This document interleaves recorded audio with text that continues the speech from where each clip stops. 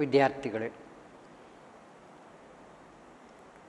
ಸೂಕ್ಷ್ಮ ಅರ್ಥಶಾಸ್ತ್ರದ ಮೊದಲನೇ ಪಠ್ಯ ವಿಷಯ ಅನುಭೋಗ ಎಂಬ ವಿಚಾರ.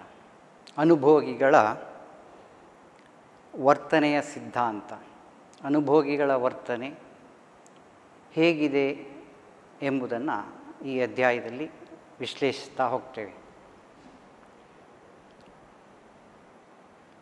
ಮೊದಲನೇ ಅಧ್ಯಾಯದಲ್ಲಿ ಸೂಕ್ಷ್ಮ ಅರ್ಥಶಾಸ್ತ್ರ ಅಂದರೆ ಏನು ಎಂಬುದನ್ನು ನಾವು ತಿಳ್ಕೊಂಡಿದ್ದೇವೆ.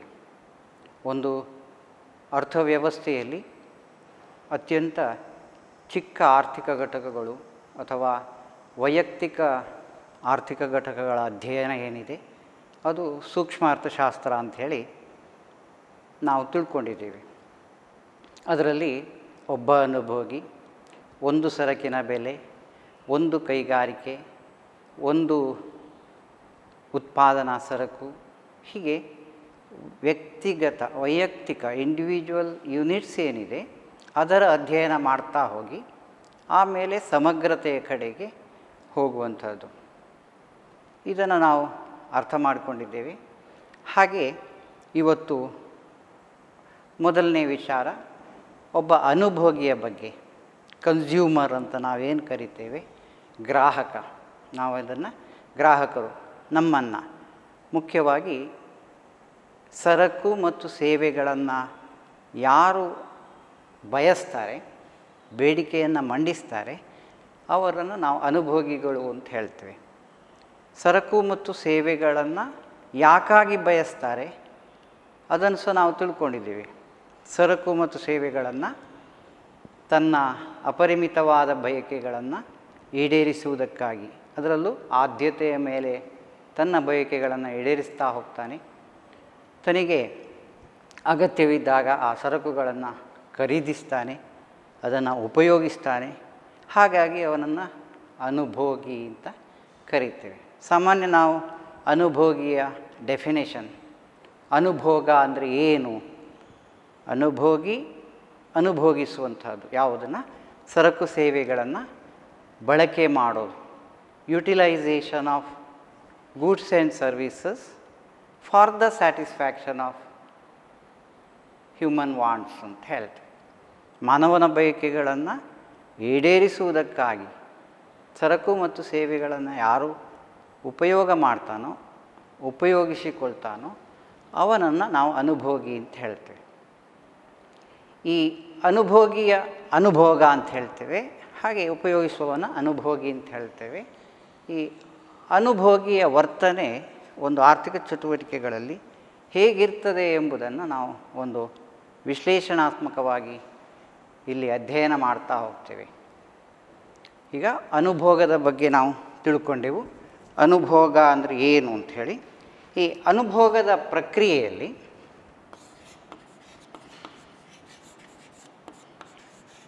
ಅನುಭೋಗ ಅಂತ ಹೇಳಿದ್ರೆ ಸರಕು ಸೇವೆಗಳನ್ನು ಬಯಕೆಗಳಿಗಾಗಿ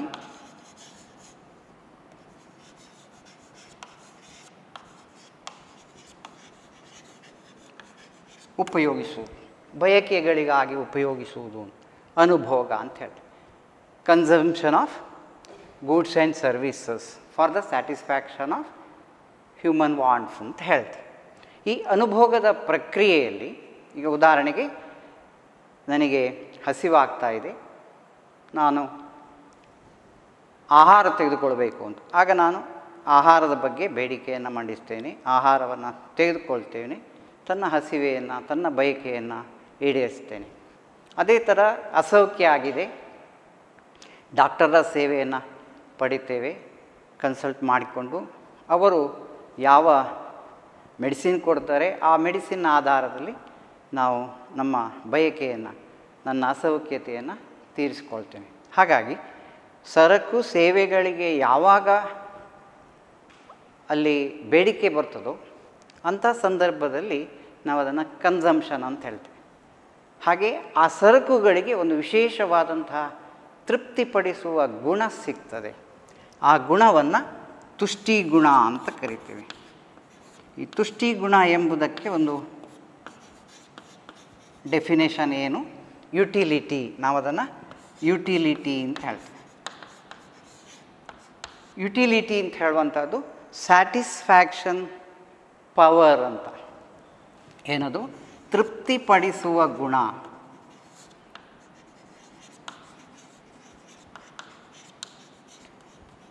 ಯಾವುದರದ್ದು? ಪ್ರತಿಯೊಂದು ಸರಕು ಸೇವೆಗಳಿಗೆ ತೃಪ್ತಿಪಡಿಸುವ ಗುಣ ಇದೆ, ಅದನ್ನು ನಾವು ತುಷ್ಟಿ ಗುಣ. ತೃಪ್ತಿಪಡಿಸುವ ಶಕ್ತಿ ಇದೆ. ಹಾಗೆ ಆ ತೃಪ್ತಿಪಡಿಸುವ ಶಕ್ತಿಗೆ ಬಯಕೆಗಳು ಪೂರಕವಾಗಬೇಕು. ಈಗ ನನಗೆ ಅಸೌಖ್ಯ ಆದಾಗ ಮಾತ್ರ ಆ ಮೆಡಿಸಿನಿಗೆ ಅಥವಾ ಡಾಕ್ಟರ ಸೇವೆಗೆ ತುಷ್ಟಿಗುಣ ಬರ್ತದೆ. ಯಾರಿಗೆ ಆರೋಗ್ಯವಂತನಿದ್ದಾನೆ ಅವನಿಗೆ ಮೆಡಿಸಿನ್ನ ಮೇಲೆ ಯಾವುದೇ ತುಷ್ಟಿಗುಣ ಬರುವುದಿಲ್ಲ, ಹಾಗೆ ಡಾಕ್ಟರ ಸೇವೆಯ ಅಗತ್ಯತೆ ಬರುವುದಿಲ್ಲ. ಹೀಗೆ ಆ ಥರ ನಾವೀಗ ಅರ್ಥ ಮಾಡಿಕೊಳ್ಳೋದಾದರೆ ಪ್ರತಿಯೊಂದು ಸರಕು ಸೇವೆಗಳಿಗೆ ತುಷ್ಟಿಗುಣ ಇದೆ, ತೃಪ್ತಿಪಡಿಸುವ ಗುಣ ಇದೆ. ಆ ಗುಣವನ್ನು ನಾವು ಯುಟಿಲಿಟಿ ಅಥವಾ ತುಷ್ಟಿಗುಣ ಅಂತ ಹೇಳ್ತೇವೆ. ಈ ಅನುಭೋಗದ ಪ್ರಕ್ರಿಯೆಯಲ್ಲಿ, ಸರಕು ಸೇವೆಗಳನ್ನು ಬಳಕೆ ಮಾಡುವಂಥ ಪ್ರಕ್ರಿಯೆಯಲ್ಲಿ ಒಂದು ವಿಶೇಷವಾದಂಥ ಒಂದು ಕ್ರಿಯೆ ಜರುಗ್ತದೆ. ಅದನ್ನೇ ನಾವು ತೃಪ್ತಿಪಡಿಸುವ ಗುಣ ಏನಿದೆ, ತುಷ್ಟಿಗುಣ ಏನಿದೆ, ಅದನ್ನು ಕಡಿಮೆಗೊಳಿಸುವುದು ಅಥವಾ ನಾಶಪಡಿಸುವುದನ್ನೇ ಅನುಭೋಗ ಅಂತಲೂ ಹೇಳ್ತೇವೆ.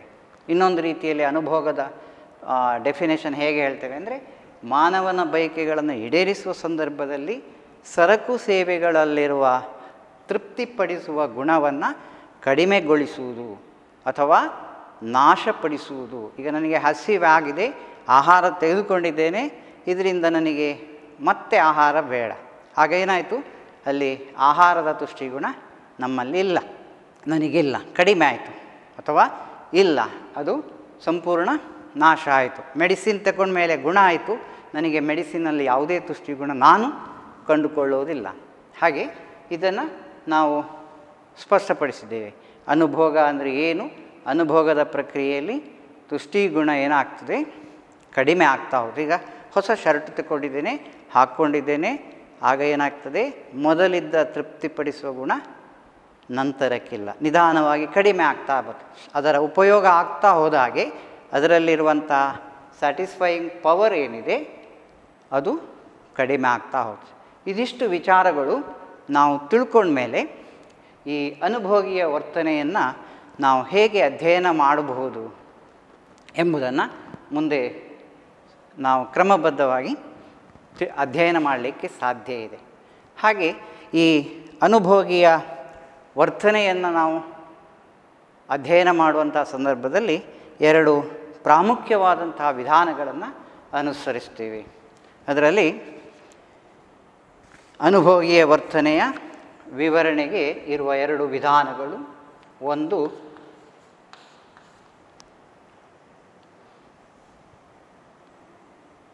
ಸಂಖ್ಯಾಸೂಚಕ ತುಷ್ಟಿಗುಣ.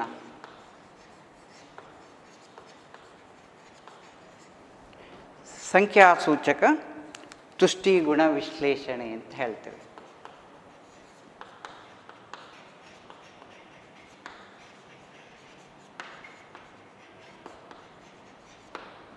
ಇನ್ನೊಂದು ವಿಧಾನ ಸ್ಥಾನದರ್ಶಕ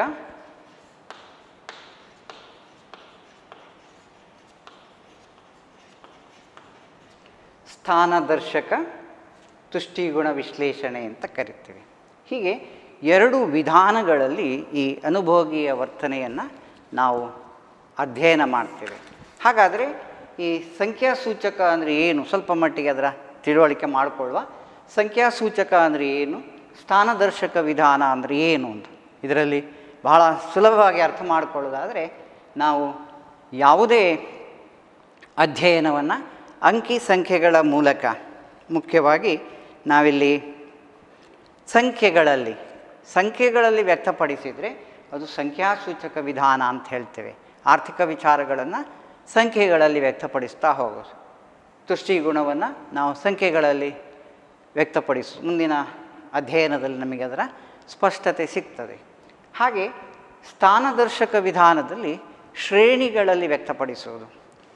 ಈ ವಿಚಾರಗಳೇನಿದೆ ಆರ್ಥಿಕ ವಿಚಾರಗಳು ಅದನ್ನು ಶ್ರೇಣಿಗಳಲ್ಲಿ ವ್ಯಕ್ತಪಡಿಸೋದು. ಇದನ್ನು ನಾವು ಇನ್ನೂ ಸರಳವಾಗಿ ಅರ್ಥ ಮಾಡಿಕೊಳ್ಳೋದಾದರೆ, ಈ ಉದಾಹರಣೆಗೆ ನಿಮ್ಮ ವಿದ್ಯಾರ್ಥಿಗಳ ಪ್ರಗತಿಯನ್ನು ನಾವು ಹೇಗೆ ಅರ್ಥೈಸ್ಕೊಳ್ತೇವೆ ಅಂದರೆ ಎರಡು ರೀತಿಯಲ್ಲಿ ಅರ್ಥೈಸ್ಕೊಳ್ಳಿಕ್ಕಾಗ್ತದೆ.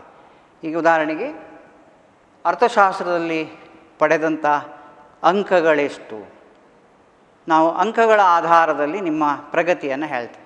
ಈಗ ನಿಮ್ಮಲ್ಲಿ ಅರ್ಥಶಾಸ್ತ್ರದಲ್ಲಿ 100ಕ್ಕೆ 60 ಮಾರ್ಕ್ಸ್ ಸಿಕ್ಕಿದೆ, ಅಥವಾ 35 ಮಾರ್ಕ್ಸ್ ಸಿಕ್ಕಿದೆ, 100ಕ್ಕೆ 100 ಸಿಕ್ಕಿದೆ. ಹೀಗೆ ಅಂಕಗಳಲ್ಲಿ ನಾವು ಏನು ಒಂದು ವಿಚಾರವನ್ನು ವ್ಯಕ್ತಪಡಿಸ್ತೇವೆ ಅದು ಸಂಖ್ಯಾಸೂಚಕ ವಿಧಾನ ಅಂತ ಹೇಳ್ತೇವೆ. ಇದಕ್ಕೆ ಕಾರ್ಡಿನಲ್ ಯುಟಿಲಿಟಿ ಅನಾಲಿಸಿಸ್ ಅಂತ ಹೇಳ್ತೇವೆ. ಇಂಗ್ಲೀಷ್ ಆದರೆ ಕಾರ್ಡಿನಲ್. ಹಾಗೆ ಸ್ಥಾನದರ್ಶಕ ವಿಧಾನವನ್ನು ನಾವು ಹೇಗೆ ಅರ್ಥ ಮಾಡ್ಕೊಳ್ಬೋದು ಅಂದರೆ, ಅರ್ಥಶಾಸ್ತ್ರದಲ್ಲಿ ಯಾರು ಪ್ರಥಮ ಶ್ರೇಣಿಯಲ್ಲಿ ಪಾಸಾಗಿದ್ದಾರೆ, ಯಾರು ದ್ವಿತೀಯ ಶ್ರೇಣಿಯಲ್ಲಿ ಪಾಸಾಗಿದ್ದಾರೆ, ಯಾರು ತೃತೀಯ ಶ್ರೇಣಿಯಲ್ಲಿ ಪಾಸಾಗಿದ್ದಾರೆ, ಹೀಗೆ ಹೇಳ್ತಾರೆ. ಕ್ಲಾಸಿನಲ್ಲಿ ಫಸ್ಟ್ ಯಾರು, ಸೆಕೆಂಡ್ ಯಾರು, ಥರ್ಡ್ ಯಾರು, ಅಲ್ಲಿ ಏನು ಅಂಕಗಳು ಹೇಳೋದಿಲ್ಲ. ಫಸ್ಟ್ ಒಬ್ಬ, ಸೆಕೆಂಡ್ ಇನ್ನೊಬ್ಬ, ಹೀಗೆ ಆ ಶ್ರೇಣಿಯಲ್ಲಿ ಅಥವಾ ಒಂದು ಆರ್ಡರಲ್ಲಿ ನಾವು ಹೇಳೋದಾದರೆ ಅದನ್ನು ಸ್ಥಾನದರ್ಶಕ ವಿಧಾನ ಅಂತ ಹೇಳ್ತೀವಿ. ಹಾಗೆ ಈ ಎರಡೂ ವಿಧಾನಗಳು ಈಗ ನಿಮಗೆ ಸ್ಪಷ್ಟತೆ ಸಿಕ್ಕಿತು. ಸಂಖ್ಯಾದರ್ಶಕ ವಿಧಾನದಲ್ಲಿ ಹೇಗೆ ವ್ಯಕ್ತಪಡಿಸಬಹುದು, ಸಂಖ್ಯಾಸೂಚಕದಲ್ಲಿ, ಸ್ಥಾನದರ್ಶಕದಲ್ಲಿ ಹೇಗೆ ಅಂತ ಕ್ಲಿಯರ್ ಆಗ್ತದೆ. ಇದನ್ನೇ ನಾವು ಅರ್ಥಶಾಸ್ತ್ರದಲ್ಲಿ ಬರುವಂಥ ವಿಚಾರಗಳು ಮುಖ್ಯವಾಗಿ ಈ ಸಂಖ್ಯಾಸೂಚಕ ತುಷ್ಟಿಗುಣ ವಿಶ್ಲೇಷಣೆಯನ್ನು ನಾವು ಮಾಡುವ. ತುಷ್ಟಿಗುಣವನ್ನು ಏನು ಮಾಡುವುದು, ಅಂಕೆಗಳ ಆಧಾರದಲ್ಲಿ, ಸಂಖ್ಯೆಗಳ ಆಧಾರದಲ್ಲಿ ವ್ಯಕ್ತಪಡಿಸಲಿಕ್ಕೆ ಸಾಧ್ಯ ಎಂಬ ರೀತಿಯಲ್ಲಿ ಅಧ್ಯಯನ ಮಾಡ್ತಾ ಹೋಗುವಂಥದ್ದು. ಹಾಗೆ ಸ್ಥಾನದರ್ಶಕದಲ್ಲಿ ಹೇಗೆ ಎಂಬುದು ಮುಂದಿನ ವಿಚಾರದಲ್ಲಿ ಬರ್ತದೆ. ಈಗ ಮೊದಲಿಗೆ ಸಂಖ್ಯಾಸೂಚಕ ತುಷ್ಟಿಗುಣ ವಿಶ್ಲೇಷಣೆ ಇದರ ಬಗ್ಗೆ ತಿಳ್ಕೊಳ್ಳುವ. ಮೊದಲು ತುಷ್ಟಿಗುಣ ಅಂದರೆ ಏನು, ಅದರ ಅಳತೆಯನ್ನು ನಾವು ಹೇಗೆ ಮಾಡ್ಬೋದು ಎಂಬುದನ್ನು ತಿಳ್ಕೊಳ್ಳೋದು. ಫಸ್ಟ್ ನಾವು ತಿಳ್ಕೊಂಡಿದ್ದೀವಿ ತುಷ್ಟಿಗುಣ ಅಂದರೆ ಏನು. ತುಷ್ಟಿಗುಣ ಎಂಬುದು ಸರಕು ಸೇವೆಗಳಲ್ಲಿ ತೃಪ್ತಿಪಡಿಸುವ ಶಕ್ತಿ ಅಥವಾ ಪವರ್ ಅಥವಾ ಗುಣ ಅಂತ ಹೇಳ್ತೇವೆ, ಕ್ವಾಲಿಟಿ ಅಂತ ಹೇಳ್ತೇವೆ. ಇದು ಅರ್ಥ ಮಾಡ್ಕೊಂಡಿದ್ದೀವಿ ತುಷ್ಟಿಗುಣ ಅಂದರೆ ಏನು ಅಂತ. ಈಗ ಈ ತುಷ್ಟಿಗುಣವನ್ನು ಹೇಗೆ ಅಳತೆ ಮಾಡಬಹುದು, ಮೆಜರಿಂಗ್ ಆಫ್ ಯುಟಿಲಿಟಿ ಅಂತ ಹೇಳ್ತೇವೆ. How to measure the utility, ಅದನ್ನು ನಾವು ಒಂದು ಸಂಖ್ಯಾಸೂಚಕ ವಿಧಾನದಲ್ಲಿ ಹೇಳೋದಾದರೆ ನಮಗೆ ಎಷ್ಟು ಪ್ರಮಾಣದ ತೃಪ್ತಿ ಸಿಕ್ಕಿತು ಅದನ್ನು ಒಂದು ಊಹಾತ್ಮಕವಾಗಿ ಹೈಪೋಥೆಟಿಕಲ್ ವಿಶ್ಲೇಷಣೆಯಲ್ಲಿ ಹೇಳ್ತೇವೆ. ಮುಖ್ಯವಾಗಿ ಅದರ ಬೆಲೆಯನ್ನು ಅನುಗುಣವಾಗಿ, ಉದಾಹರಣೆಗೆ ಒಂದು ಶರ್ಟ್ ಇದೆ, ಹೊಸ ಶರ್ಟ್, ಅದನ್ನು ನಾವು ಪರ್ಚೇಸ್ ಮಾಡುವಾಗ ಬೆಲೆಯ ಆಧಾರದಲ್ಲಿ ನಾವು ಅದನ್ನು ಏನು ಮಾಡ್ತೇವೆ, ಖರೀದಿ ಮಾಡ್ತೇವೆ. ಉತ್ತಮ ಬೆಲೆ ಕೊಟ್ಟರೆ, ಹೆಚ್ಚು ಬೆಲೆ ಕೊಟ್ಟರೆ ಅದು ಒಳ್ಳೆ ಕ್ವಾಲಿಟಿ, ಗುಣಮಟ್ಟ ಒಳ್ಳೆಯದಿದೆ ಎಂಬ ಭಾವನೆ ಇದೆ. ಹಾಗೆ ಅದೇ ರೀತಿ ಒಂದು ಮೌಲ್ಯವನ್ನು ಆಧರಿಸಿಕೊಂಡು ನಾವೇನು ಮಾಡ್ತೇವೆ, ಅಲ್ಲಿ ಯುಟಿಲಿಟಿಯನ್ನು ಅಳತೆ ಮಾಡಲಿಕ್ಕೆ ಆಗ್ತದೆ. ಒಂದು ಕಪ್ ಕಾಫಿ ಕುಡಿದ್ರೆ ಎಷ್ಟು ತೃಪ್ತಿ ಸಿಕ್ಕಿತು, ಹೇಗೆ ಮೆಜರ್ ಮಾಡ್ಬೋದು, ಒಂದು ಕಪ್ ಕಾಫಿಗೆ ಎಷ್ಟು ಹಣ ಕೊಟ್ಟಿದ್ದೇವೆ ಅದರ ಮೊತ್ತವನ್ನು ಪರಿಗಣಿಸೋದು. ಈಗ 10 ರೂಪಾಯಿ ಕೊಟ್ಟರೆ 10 ಯೂನಿಟ್ 10 ಘಟಕಗಳಷ್ಟು ತುಷ್ಟಿಗುಣ ಸಿಕ್ಕಿತು. ಒಂದು ಶರ್ಟಿಗೆ 100 ರೂಪೀಸ್ ಕೊಟ್ಟರೆ 100 ರೂಪೀಸಷ್ಟು ತುಷ್ಟಿಗುಣ ನನಗೆ ಅದರಿಂದ ಸಿಕ್ಕಿತು. ಹೀಗೆ ತುಷ್ಟಿಗುಣವನ್ನು ನಾವು ಯೂನಿಟ್ಗಳಲ್ಲಿ, ಘಟಕಗಳಲ್ಲಿ, ಅಂಕೆಗಳ ಮೂಲಕ ವ್ಯಕ್ತಪಡಿಸುವುದು ಸಾಧ್ಯ ಅಂತ ಹೇಳುವಂಥ ವಿಧಾನ ಏನಿದೆ ಅದು ಸಂಖ್ಯಾಸೂಚಕ ವಿಧಾನ. ಹಾಗೆ ಈ ತುಷ್ಟಿಗುಣ ಅಂದರೆ ಏನು ಅಂತ ನೋಡಿದೆವು. ತುಷ್ಟಿಗುಣದ ಲಕ್ಷಣಗಳ ಬಗ್ಗೆ ನೋಡಿದರೆ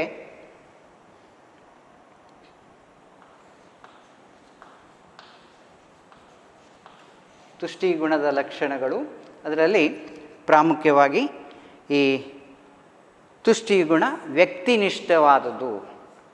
ಒಂದನೇ ವಿಚಾರ ಏನು, ತುಷ್ಟಿಗುಣವು ವ್ಯಕ್ತಿನಿಷ್ಠವಾದದ್ದು.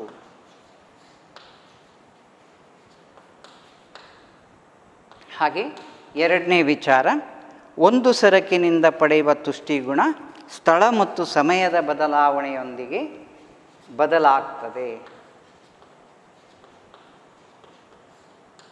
ಸ್ಥಳ ಮತ್ತು ಸಮಯ.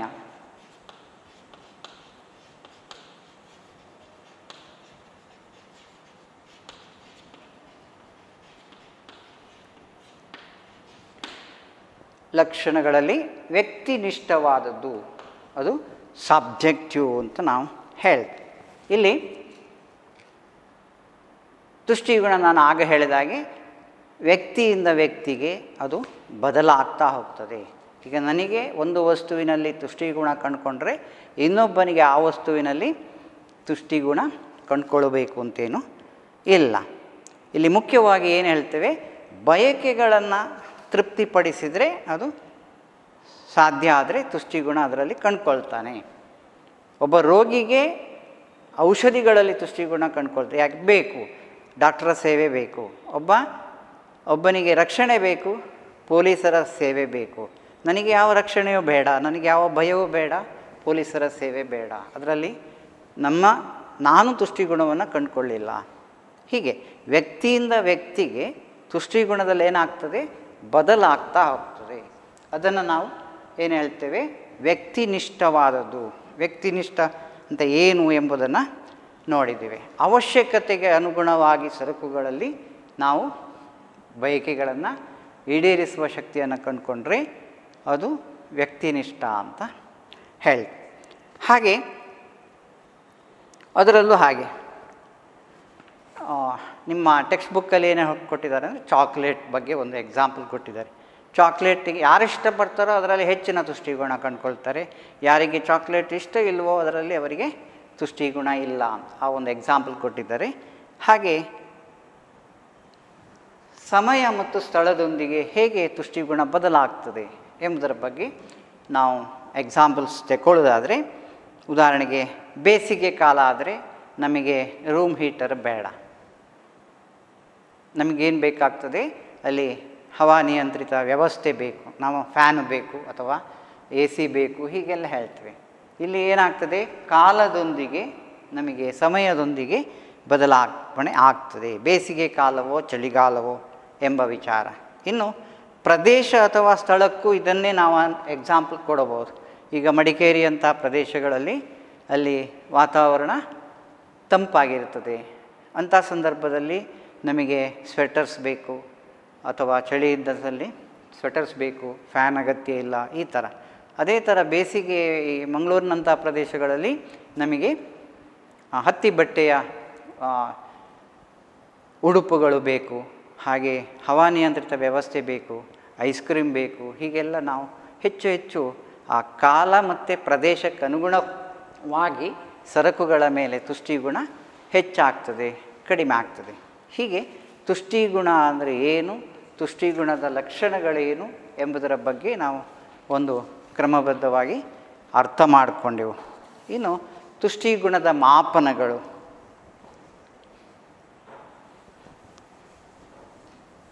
ತುಷ್ಟಿಗುಣವನ್ನು ಹೇಗೆ ಮಾಪನ ಮಾಡ್ತೇವೆ ಅಂತ ನಾವು ಹೇಳಿದ್ದೇವೆ ಸಂಖ್ಯಾ ರೂಪದಲ್ಲಿ. ಅದರಲ್ಲಿ ತುಷ್ಟಿಗುಣದಲ್ಲಿ ಪ್ರಾಮುಖ್ಯವಾಗಿ ಒಟ್ಟು ತುಷ್ಟಿಗುಣ, ಸೀಮಾಂತ ತುಷ್ಟಿಗುಣ ಅಂದರೆ ಏನು, ಇದನ್ನು ನಾವು ಹೇಗೆ ಅರ್ಥ ಮಾಡ್ಕೊಳ್ಬೋದು ಎಂಬುದು. ಮಾಪನಗಳು, ತುಷ್ಟಿಗುಣದ ಮಾಪನಗಳು.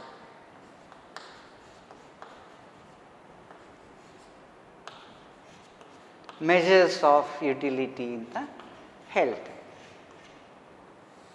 ತುಷ್ಟಿಗುಣದ ಮಾಪನಗಳಲ್ಲಿ ಎರಡು ವಿಚಾರಗಳು. ಒಂದು ಒಟ್ಟು ತುಷ್ಟಿಗುಣ,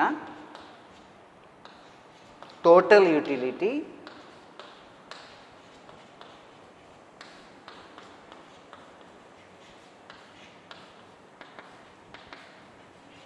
ಒಟ್ಟು ತುಷ್ಟಿಗುಣ, ಇದನ್ನು ಟಿ ಯು ಅಂತಲೂ ಕರೀತೇವೆ.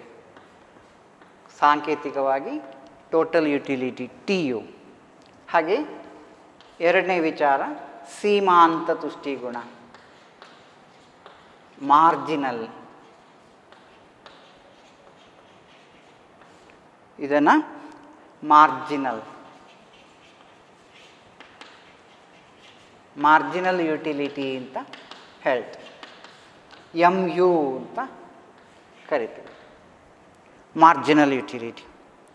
ಹೀಗೆ ಒಟ್ಟು ತುಷ್ಟಿಗುಣ ಮತ್ತು ಸೀಮಾಂತ ತುಷ್ಟಿಗುಣದ ವ್ಯತ್ಯಾಸ ಏನು, ಒಟ್ಟು ತುಷ್ಟಿಗುಣ ಮತ್ತು ಸೀಮಾಂತ ತುಷ್ಟಿಗುಣಗಳ ವಿವರಣೆ ಕೊಡಿ ಅಂತ ಒಂದು ಕ್ವಶನೇ ಇದೆ ನಿಮಗೆ.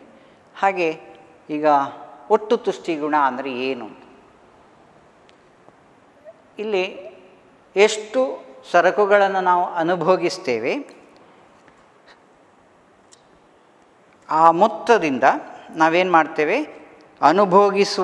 ಅನುಭೋಗದಿಂದ ಪಡೆದ ಒಟ್ಟು ತುಷ್ಟಿಗುಣ ಏನು. ಉದಾಹರಣೆಗೆ 4 ಆ್ಯಪಲ್ಗಳನ್ನು ನಾನು ಸೇವಿಸಿದಾಗ ದೊರೆಯುವಂತಹ ತುಷ್ಟಿಗುಣ ಎಷ್ಟು? 4 ಆ್ಯಪಲ್ಗಳಿಂದ ಪಡೆದ ತುಷ್ಟಿಗುಣ, ಅದು ಒಟ್ಟು ತುಷ್ಟಿಗುಣ ಅಂತ ಹೇಳ್ತೀವಿ.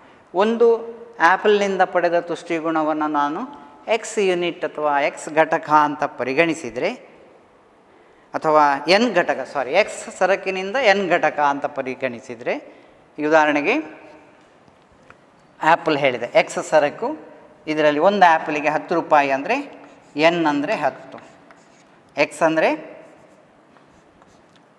ಆ್ಯಪಲ್, ಸೇಬು ಹಣ್ಣು ಸರಕು. ಒಂದು ಸರಕಿನಿಂದ ಪಡೆದ ತುಷ್ಟಿಗುಣ, ಒಂದು ಸರಕನ್ನು ನಾವು X ಅಂತ ಪರಿಗಣಿಸಿದರೆ ಅದರಿಂದ ನಮಗೆ ಎನ್ನಿನಷ್ಟು ತುಷ್ಟಿಗುಣ ಸಿಗ್ತದೆ. ಒಂದು ಆ್ಯಪಲ್ನಲ್ಲಿ 10 ರೂಪಾಯಿಯಷ್ಟು ನಾನು ಕೊಟ್ಟಿದ್ದೇನೆ, ಸೊ 10 ರೂಪಾಯಿಯಷ್ಟು 10ರಷ್ಟು ಏನು ಸಿಕ್ಕಿತು? ತುಷ್ಟಿಗುಣ ಸಿಕ್ಕಿತು. ಹೀಗೆ X ಸರಕುಗಳನ್ನು ಪಡೆದಾಗ ಅಲ್ಲಿ ಎಷ್ಟು ತುಷ್ಟಿಗುಣ ಸಿಗ್ತದೆ, ಅದಕ್ಕನುಗುಣವಾಗಿ ನಾವು ಟೋಟಲ್ ಯುಟಿಲಿಟಿಯನ್ನು ಹೇಗೆ ವ್ಯಕ್ತಪಡಿಸ್ಬೋದು ಅಂತ ಹೇಳಿದರೆ, ಪಡೆದಂತಹ ಒಟ್ಟು ತುಷ್ಟಿಗುಣ TUN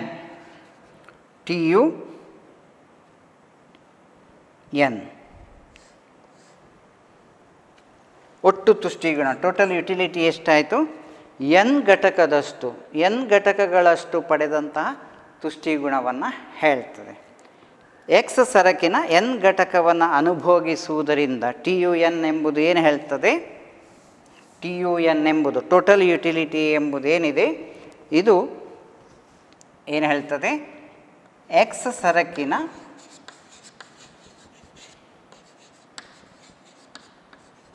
N ಘಟಕದಷ್ಟು, X ಸರಕಿನ N ಘಟಕದಷ್ಟು ಅನುಭೋಗಿಸುವುದರಿಂದ ಪಡೆಯುವ ತುಷ್ಟಿಗುಣ.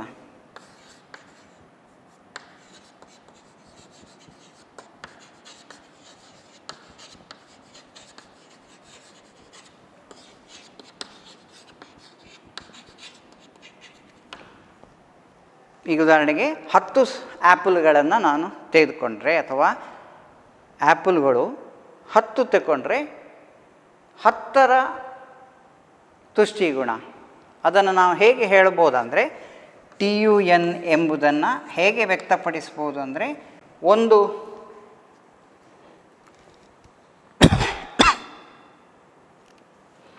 ಒಂದು ಘಟಕಕ್ಕೆ ಉದಾಹರಣೆಗೆ X1 plus X2 plus X3 equal to last XN.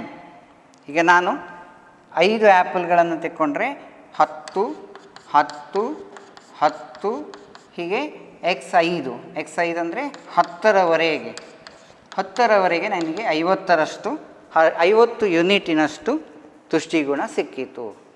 ಒಂದು ಎಕ್ಸಾಂಪಲ್, X1ನಿಂದ ಪಡೆದ ತುಷ್ಟಿಗುಣ, X2ನಿಂದ ಪಡೆದ ತುಷ್ಟಿಗುಣ, X3ಯಿಂದ ಪಡೆದ ತುಷ್ಟಿಗುಣ, XN ಲಾಸ್ಟ್ ಏನದು ಕೊನೆಯದು. ಹಾಗೆ 100 ಆದರೆ 100, 10 ಆದರೆ 10, 50 ಆದರೆ 50. ಹಾಗೆ X ಸರಕಿನ N ಘಟಕದಷ್ಟು ಅನುಭೋಗದಿಂದ ಪಡೆದ ತುಷ್ಟಿಗುಣವನ್ನು ನಾವು TU ಅಂತ ಹೇಳ್ತೇವೆ. ಒಟ್ಟು ತುಷ್ಟಿಗುಣ ಏನು? ಸರಕಿನಿಂದ ನಾವು ಅನುಭೋಗಿಸಿದ ಸರಕಿನ ಒಟ್ಟು ತುಷ್ಟಿಗುಣದ ಪ್ರಮಾಣ, ಅನುಭೋಗಿಸಿದ ಸರಕಿನ ಒಟ್ಟು ತುಷ್ಟಿಗುಣದ ಪ್ರಮಾಣ TU ಅಂತ ಕರೀತೇವೆ. ಇನ್ನು ನೆಕ್ಸ್ಟ್ ವಿಚಾರ ಏನಿದೆ, ಕ್ಲಿಯರ್ ಆಯಿತು ಅಂತ ಕಾಣ್ತದೆ. ನೆಕ್ಸ್ಟು ಸೀಮಾಂತ ತುಷ್ಟಿಗುಣ. ಸೀಮಾಂತ ಅಂತ ಒಂದು ವರ್ಡ್ ಮುಂದೆಲ್ಲ ವಿಷಯಗಳಲ್ಲಿ ಸೀಮಾಂತ ಅಂತ ಒಂದು ವರ್ಡ್, ಮಾರ್ಜಿನಲ್ ಎಂಬ ಶಬ್ದ ಬರ್ತದೆ. ಸೀಮಾಂತ ತುಷ್ಟಿಗುಣ, ಸೀಮಾಂತ ಉತ್ಪಾದನೆ, ಸೀಮಾಂತ ಬೆಲೆ, ಹೀಗೆಲ್ಲ ನಮಗೆ ಮುಂದೆ ಸೀಮಾಂತ ಎಂಬ ವರ್ಡ್ ಸಿಗ್ತದೆ. ಸೀಮಾಂತ ಅಂತ ಹೇಳುವಂಥದ್ದು ಹೆಚ್ಚುವರಿ, ಒಂದು ಹೆಚ್ಚುವರಿ ಘಟಕ ಅಂತ ಅರ್ಥ. ಒಂದು ಹೆಚ್ಚುವರಿ ಘಟಕದಿಂದ ಪಡೆದ, ಅಡಿಷನಲ್ ಸಕ್ಸೆಸಿವ್ ಯೂನಿಟ್ ಅಂತ ಹೇಳ್ತಾರೆ. ಅಲ್ಲಿ ಯಾವುದೇ ಒಂದು ಹೆಚ್ಚುವರಿ ಘಟಕದಿಂದ ಪಡೆದ ವಿಚಾರ ಅಂತ ಹೇಳ್ತೇವೆ ಸೀಮಾಂತ. ಹಾಗೆ ಸೀಮಾಂತ ತುಷ್ಟಿಗುಣ ಅಂತ ಹೇಳೋದೇನಿದೆ, ಈ ಉದಾಹರಣೆಗೆ ನಮಗೆ ಒಂದು ಸರಕಿನಿಂದ 10, ಎರಡು ಸರಕಿನಿಂದ 20, 3 ಸರಕಿನಿಂದ 24 ಅಥವಾ 28, ಹೀಗೆ ಒಂದು ಎಕ್ಸಾಂಪಲ್ ಇದೆ. ಇದು ಘಟಕಗಳು, ಕನ್ಸಂಪ್ಷನಲ್ ಯೂನಿಟ್ಸ್ ಅಂತ ಹೇಳ್ತೇವೆ, ಘಟಕಗಳು. ಇದು ಯುಟಿಲಿಟಿ, ಪಡೆದಂಥ ಟೋಟಲ್ ಯುಟಿಲಿಟಿ. ಒಂದು ಘಟಕದಲ್ಲಿ 10 ಯೂನಿಟ್ಸ್ನಷ್ಟು ತುಷ್ಟಿಗುಣ ಸಿಗ್ತದೆ. 2 ಘಟಕದಿಂದ 20, ಒಟ್ಟಿಗೆ 20ರಷ್ಟು ಸಿಗ್ತದೆ. 3 ಸರಕನ್ನು ಉಪಯೋಗಿಸಿದಾಗ ನನಗೆ 28ರಷ್ಟು ಒಂದು ಸಂಖ್ಯೆ, ನನಗೆ ಮೊದಲಿದ್ದಷ್ಟಿಲ್ಲ, ಆದರೆ 28, 30 ಆಗೋ ಬದಲು ಸ್ವಲ್ಪ ಕಡಿಮೆ. ಈಗ ನಾನು ಹೇಳಿದೆ, ಯಾವುದೇ ಒಂದು ಸರಕನ್ನು ನಾವು ಉಪಯೋಗಿಸ್ತಾ ಹೋದಂತೆ ಅದರಲ್ಲಿ ತೃಪ್ತಿಪಡಿಸುವ ಗುಣ ಕಡಿಮೆ ಆಗ್ತದೆ.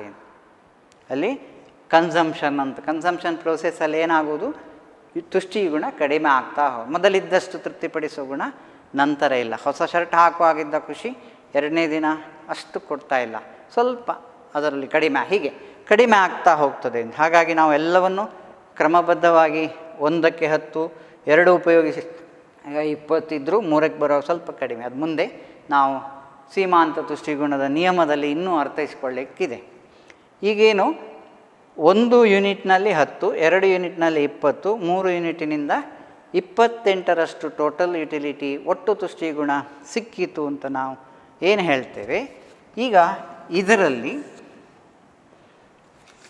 ಸೀಮಾಂತ ತುಷ್ಟಿಗುಣವನ್ನು ಹೇಗೆ ವ್ಯಕ್ತಪಡಿಸಬಹುದು, ಮಾರ್ಜಿನಲ್ ಯುಟಿಲಿಟಿಯನ್ನು ಹೇಗೆ ವ್ಯಕ್ತಪಡಿಸಬಹುದು ಅಂತ. ಒಂದು ಹೆಚ್ಚಿನ ಘಟಕ, ಒಂದು ಆ್ಯಪಲ್ ತೆಕ್ಕೊಂಡು ನಂತರ 2ನೇ ಆ್ಯಪಲನ್ನು ನಾನು ಸ್ವೀಕರಿಸಿದರೂ ನನಗೆ ಎಷ್ಟು ತುಷ್ಟಿಗುಣ ಸಿಕ್ಕಿತು ಅಂತ. ಮೊದಲಿಗಿಂತ ಎಷ್ಟು, ನಮಗೇನಾಗಿದೆ 20 - 10. ಫಸ್ಟು 1ರಲ್ಲಿ ಏನೂ ತುಷ್ಟಿಗುಣ, ಅದೇ ಮಾರ್ಜಿನಲ್ ಇಲ್ಲ, 1 ಸ್ಟಾರ್ಟಿಂಗಲ್ಲಿದೆ. 2 ಆಗುವಾಗ ಅದು 10ರಷ್ಟು ನನಗೆ ಹೆಚ್ಚಿನ ತುಷ್ಟಿಗುಣ ಸಿಕ್ಕಿತು. 2ನೇ ಆ್ಯಪಲ್ನಲ್ಲಿ 10ರಷ್ಟು ತುಷ್ಟಿಗುಣ ಹೆಚ್ಚು ಸಿಕ್ಕಿತು. ಹಾಗೆ 2 ಮತ್ತು 3 ಸಕ್ಸೆಸಿವ್ ಯೂನಿಟ್, ಒಂದು ಹೆಚ್ಚುವರಿ ಘಟಕದಲ್ಲಿ ನಮಗೆ ಅದರ ನಂತರದ ಘಟಕದಲ್ಲಿ 20 ಮತ್ತು 28 ಇದರ ನಡುವೆ 8ರಷ್ಟು ತುಷ್ಟಿಗುಣ ಸಿಕ್ಕಿತು.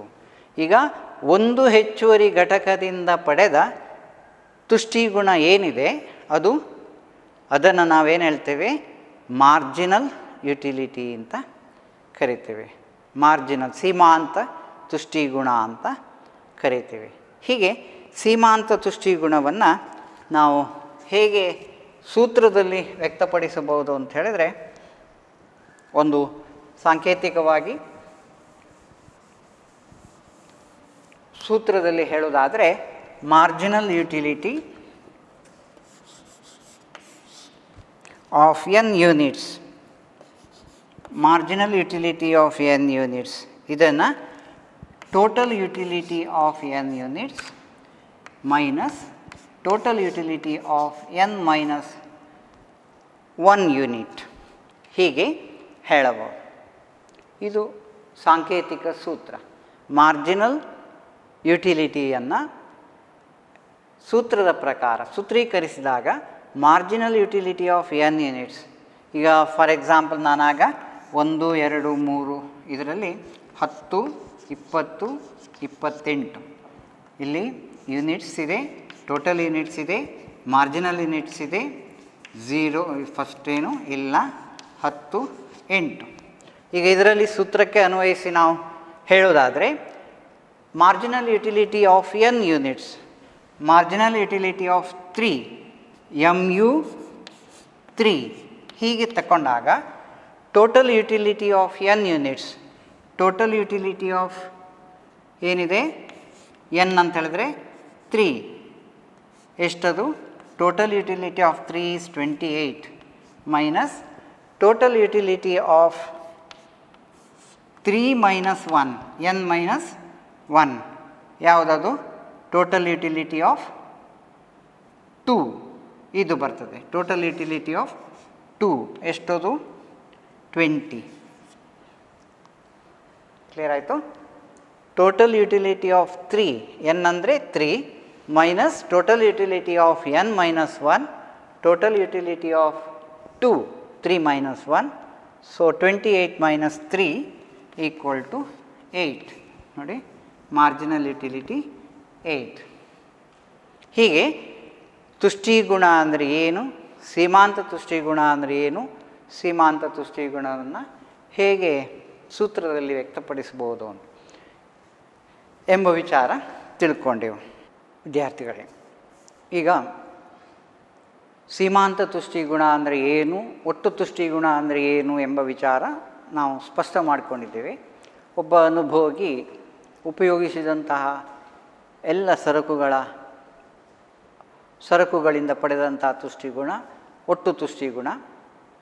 ಹಾಗೆಯೇ ಒಂದು ಹೆಚ್ಚುವರಿ ಘಟಕದಿಂದ ಪಡೆದಂಥ ತುಷ್ಟಿಗುಣ ಸೀಮಾಂತ ತುಷ್ಟಿಗುಣ ಅಂತ ನಾವು ಸುಲಭವಾಗಿ ಅರ್ಥೈಸ್ತೇವೆ. ಈಗ ಒಂದು ನಿಯಮವನ್ನು ನಾವಿಲ್ಲಿ ನೋಡೋಣ. ಇಳಿಮುಖ ಸೀಮಾಂತ ತುಷ್ಟಿಗುಣದ ನಿಯಮ ಅಂತ, law of diminishing marginal utility, diminishing marginal utility ಅಂತ ಒಂದು ನಿಯಮ ಇದೆ, ಬಹಳ ಪ್ರಾಮುಖ್ಯವಾದಂಥ ನಿಯಮ. ಇದೇನು ಹೇಳ್ತದೆ ಅಂದರೆ, ಇತರ ಸರಕುಗಳ ಅನುಭೋಗವನ್ನು ಸ್ಥಿರವಾಗಿಟ್ಟುಕೊಂಡು ನಾವು ಪ್ರತಿಯೊಂದು ಡೆಫಿನೇಷನ್ಗಳಲ್ಲಿ ಕೆಲವೊಂದು ವಿಚಾರಗಳು ಸ್ಥಿರವಾಗಿದೆ ಎಂಬಂಥ ಒಂದು ಕಾನ್ಸೆಪ್ಟನ್ನು ಇಟ್ಕೊಳ್ತೇವೆ, ಕಲ್ಪನೆಯನ್ನು ಇಟ್ಕೊಳ್ತೇವೆ.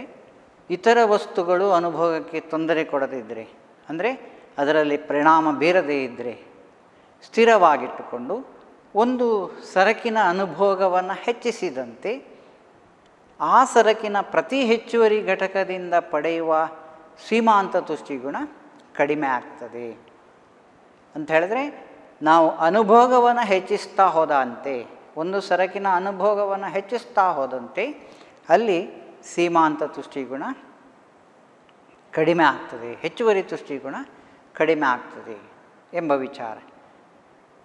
ಇದು ಸುಲಭವಾಗಿ ನಾವು ಹೇಗೆ ಅರ್ಥೈಸ್ಕೊಳ್ಬೋದು ಅಂತ ಹೇಳಿದ್ರೆ, ನಾವು ಹೆಚ್ಚು ಹೆಚ್ಚು ವಸ್ತುವನ್ನು ಹೊಂದಿದಂತೆ ಅದರಲ್ಲಿರುವಂಥ ತೃಪ್ತಿಪಡಿಸುವ ಗುಣ ಏನಾಗ್ತದೆ, ಸೀಮಾಂತ ತುಷ್ಟಿಗುಣ ಕಡಿಮೆ ಆಗ್ತದೆ. ನಮಗೆ ಬೇಕು ಎನಿಸಿಕೊಳ್ಳೋದು, ನಮ್ಮ ಅದರಲ್ಲಿ ಏನು ದೊಡ್ಡ ವಿಚಾರ ಏನು ಬೇಕು ಎಂಬ ತೀವ್ರತೆಯಲ್ಲಿ ಕಡಿಮೆ ಆಗ್ತದೆ, ತುಷ್ಟಿಗುಣ ಕಡಿಮೆ ಆಗ್ತದೆ. ಇಲ್ಲಿ ಒಂದು ಎಕ್ಸಾಂಪಲ್ ಇದೆ. ನಿರಂತರವಾಗಿ ನಾವು ಒಂದು ಸರಕನ್ನು ಅನುಭೋಗಿಸ್ತಾ ಹೋಗೋದು, ಕಂಟಿನ್ಯೂಸ್ ಕನ್ಸಂಪ್ಷನ್ ಪ್ರೋಸೆಸ್ಸನ್ನು ನಾವು ಪರಿಗಣಿಸುವಂಥದ್ದು. ಕನ್ಸಂಪ್ಷನ್ ಪ್ರೋಸೆಸ್ ಏನಿದೆ ಅದು ನಿರಂತರವಾಗಿದ್ದಾಗ ನಮಗೆ ಈ ತುಷ್ಟಿಗುಣ ಏನಿದೆ ಅದು ಇಳಿಮುಖವಾಗುವುದು, ಸೀಮಾಂತ ತುಷ್ಟಿಗುಣ ಏನಿದೆ ಅದು ಇಳಿಮುಖವಾಗುವುದನ್ನು ಸ್ಪಷ್ಟವಾಗಿ ಅರ್ಥೈಸ್ಕೊಳ್ಳಿಕ್ಕೆ ಆಗ್ತದೆ. ಸಾಮಾನ್ಯವಾಗಿ ಕೆಲವೊಂದು ಕಾಂಪಿಟೀಷನ್ಗಳನ್ನು, ಸ್ಪರ್ಧೆಗಳನ್ನು ಏರ್ಪಡಿಸ್ತಾರೆ. ಐಸ್ ಕ್ರೀಮ್ ತಿನ್ನುವಂಥದ್ದು, ಇಡ್ಲಿ ತಿನ್ನುವಂಥದ್ದು, ಬಾಳೆಹಣ್ಣುಗಳನ್ನು ತಿನ್ನುವ ಸ್ಪರ್ಧೆ ಹೀಗೆಲ್ಲ ಏರ್ಪಡಿಸಿದ್ದಾರೆ. ಆ ಸಂದರ್ಭದಲ್ಲಿ ನಮಗೆ ಇದನ್ನು ಸ್ಪಷ್ಟವಾಗಿ ತಿಳ್ಕೊಳ್ಳಿಕ್ಕೆ ಸಾಧ್ಯ ಇದೆ. ಸಾಮಾನ್ಯ ಯಾರು ಹೊಟ್ಟೆ ಬಾಕತನ ಅಂತ ಹೇಳ್ತೀವಿ, ಯಾರು ಹೆಚ್ಚು ತಿಂತಾರೆ ಅವನಿಗೆ ಆ ಸ್ಪರ್ಧೆಯನ್ನು ಏರ್ಪಡಿಸುವುದಿಲ್ಲ. ಅಲ್ಲಿ ಕಂಡೀಷನ್ ಹಾಕ್ತಾರೆ, ನಾರ್ಮಲ್ ಏನು ಸಾಮಾನ್ಯ ಜನರು ಯಾರಿದ್ದಾರೆ ಅವರಿಗೆ ಈ ಸ್ಪರ್ಧೆ ಅಂತ ಹೇಳ್ತಾರೆ. ಹೀಗೆ ಆ ಸ್ಪರ್ಧೆಯಲ್ಲಿ ನಮಗೆ ಸ್ಪಷ್ಟ ಆಗ್ತದೆ ಈಗ ಒಬ್ಬನ ಸಾಮರ್ಥ್ಯ ಎಷ್ಟು ಮತ್ತು ಅವನಲ್ಲಿ ಆ ಬೇಕು ಎಂಬಂಥ ಬಯಕೆ ಹೇಗೆ ಕಡಿಮೆ ಆಗ್ತಾ ಹೋಗ್ತದೆ ಎಂಬುದನ್ನು ನಾವು ತಿಳ್ಕೊಳ್ತೀವಿ. ಈಗ ಉದಾಹರಣೆಗೆ ನಿರಂತರವಾಗಿ ಒಂದು ಘಟಕವನ್ನು ಸೇವಿಸ್ತಾ ಹೋಗ್ತಾನೆ. ಸೇಬು ಹಣ್ಣು ಇರ್ಬೋದು, ಬಾಳೆಹಣ್ಣು ಇರ್ಬೋದು, ಐಸ್ ಕ್ರೀಮ್ ಇರ್ಬೋದು, ನೀರಿರ್ಬೋದು. ಇದನ್ನೇ ನಾವು ಗಮನಿಸಿ ಉದಾಹರಣೆಗಾಗಿ ತೆಗೆದುಕೊಂಡು ಹೋದಾಗ ಈಗ ಒಂದು ಘಟಕವನ್ನು ಸೇವಿಸಿದಾಗ ಆ ಘಟಕದ ಒಟ್ಟು ತುಷ್ಟಿಗುಣ ಒಂದಕ್ಕೆ ಎಷ್ಟು ಒಂದು ನಂಬರ್ ಕೊಟ್ಟಿದ್ದೇವೆ ನಾವು. ಸಂಖ್ಯಾಸೂಚಕವಾಗಿ ಒಂದು ಆ್ಯಪಲ್ ತಗೊಂಡ್ರೆ 12ರಷ್ಟು, ಒಂದು ಬಾಳೆಹಣ್ಣು ಇದ್ದರೆ ಅದಕ್ಕೆ 12ರಷ್ಟು ನಮಗೆ ತುಷ್ಟಿಗುಣ ಸಿಗ್ತದೆ. ಇದು ಸಂಖ್ಯಾಸೂಚಕ ವಿಧಾನದಲ್ಲಿ ಹೇಳುವಂಥ ಸಂಖ್ಯೆ ಕೊಟ್ಟಿದ್ದೇವೆ. ಹಾಗೆ ಒಂದು ಘಟಕದಲ್ಲಿ 12, ಹಾಗೆ ಸೀಮಾಂತ ಏನೂ ಬದಲಾವಣೆ ಆಗಲಿಲ್ಲ, ಹಾಗೇ ಇದೆ, ಮಾರ್ಜಿನಾಲಿಟಿ ಇಲ್ಲ, ಅದನ್ನು ಹಾಗೆ ಇಟ್ಕೊಂಡಿದ್ದೀವಿ. ಇನ್ನು ಎಷ್ಟು ಟೋಟಲ್ ಯುಟಿಲಿಟಿ ಇದೆಯೋ ಅಷ್ಟೇ ಮಾರ್ಜಿನಲ್ ಯುಟಿಲಿಟಿ ಇದೆ ಅಂತ ಪರಿಗಣಿಸ್ತೀವಿ. ಎರಡನೇ ಘಟಕವನ್ನು ನಾವು ಅನುಭೋಗಿಸಿದಾಗ ಇನ್ನೊಂದು, ಫಸ್ಟಲ್ಲಿ ನಾವು ಒಂದು ಆ್ಯಪಲ್ ತಗೊಂಡಾಗ ಅಲ್ಲಿ ಭಾಳ ಬುಟ್ಟಿಯಲ್ಲಿದ್ದ ಆ್ಯಪಲೆಲ್ಲ ಪ್ರತಿಯೊಂದು ಈಕ್ವಲ್ ಆಗಿ ಪ್ರತಿಯೊಂದು ತುಷ್ಟಿಗುಣ ಕೊಡುವಂಥ ಸಾಮರ್ಥ್ಯ ಇದೆ. ನಾವು ಹೇಳ್ತೇವೆ ಅಲ್ಲಿ ಆ್ಯಪಲನ್ನು ತೆಗೆದುಕೊಂಡಾಗ ಅದು ಒಳ್ಳೆಯದಿರ್ಬೋದು, ಬಣ್ಣ ಇದೆ, ಚೆನ್ನಾಗಿದೆ, ಸಿಹಿ ಇರ್ಬೋದು, ಹೀಗೆಲ್ಲ ಇರ್ತದೆ. ಒಂದು ತಿಂದ ತಕ್ಷಣ ಅದರಲ್ಲಿ ನಾವು ಕಂಡುಕೊಂಡಂಥ ತೃಪ್ತಿಪಡಿಸುವ ಗುಣ ಏನಿದೆ ಅದು ನಿರ್ಧಾರ ಆಗಿರ್ತದೆ. ನೆಕ್ಸ್ಟ್ ಎರಡನೇದಕ್ಕಾಗುವಾಗ ಮೊದಲಿನಷ್ಟು ಆ ತೀವ್ರತೆ ಇಲ್ಲ. 20 ಆಗಬೇಕಿತ್ತು, ಆ್ಯಕ್ಚುಲಿ 24 ಆಗಬೇಕಿತ್ತು. 12 ಕೂಡಿಸಿ 12 24 ಆಗಬೇಕಿತ್ತು. 2 ಆ್ಯಪಲ್ಗಳಲ್ಲಿ 24ರಷ್ಟು ಒಟ್ಟು ತುಷ್ಟಿಗುಣ ಸಿಗಬೇಕಿತ್ತು, ಆದರೆ ಅಷ್ಟಿಲ್ಲ. ಯಾಕೆ? ನಾವು ಅದರ ತೀವ್ರತೆ ಕಡಿಮೆ ಆಗಬೇಕು. ಹಾಗೆ 3ನೇ ಆ್ಯಪಲನ್ನು ತೆಕ್ಕೊಂಡ್ರೆ, 3ನೇ ಬಾಳೆಹಣ್ಣನ್ನು ತೆಕ್ಕೊಂಡ್ರೆ, 3ನೇ ನೀರಿನ ಲೋಟವನ್ನು ತೆಕ್ಕೊಂಡ್ರೆ, ಹೀಗೆಲ್ಲ ಎಕ್ಸಾಂಪಲ್ಸ್ ತಗೊಳ್ತಾ ಹೋಗ್ಬೋದು.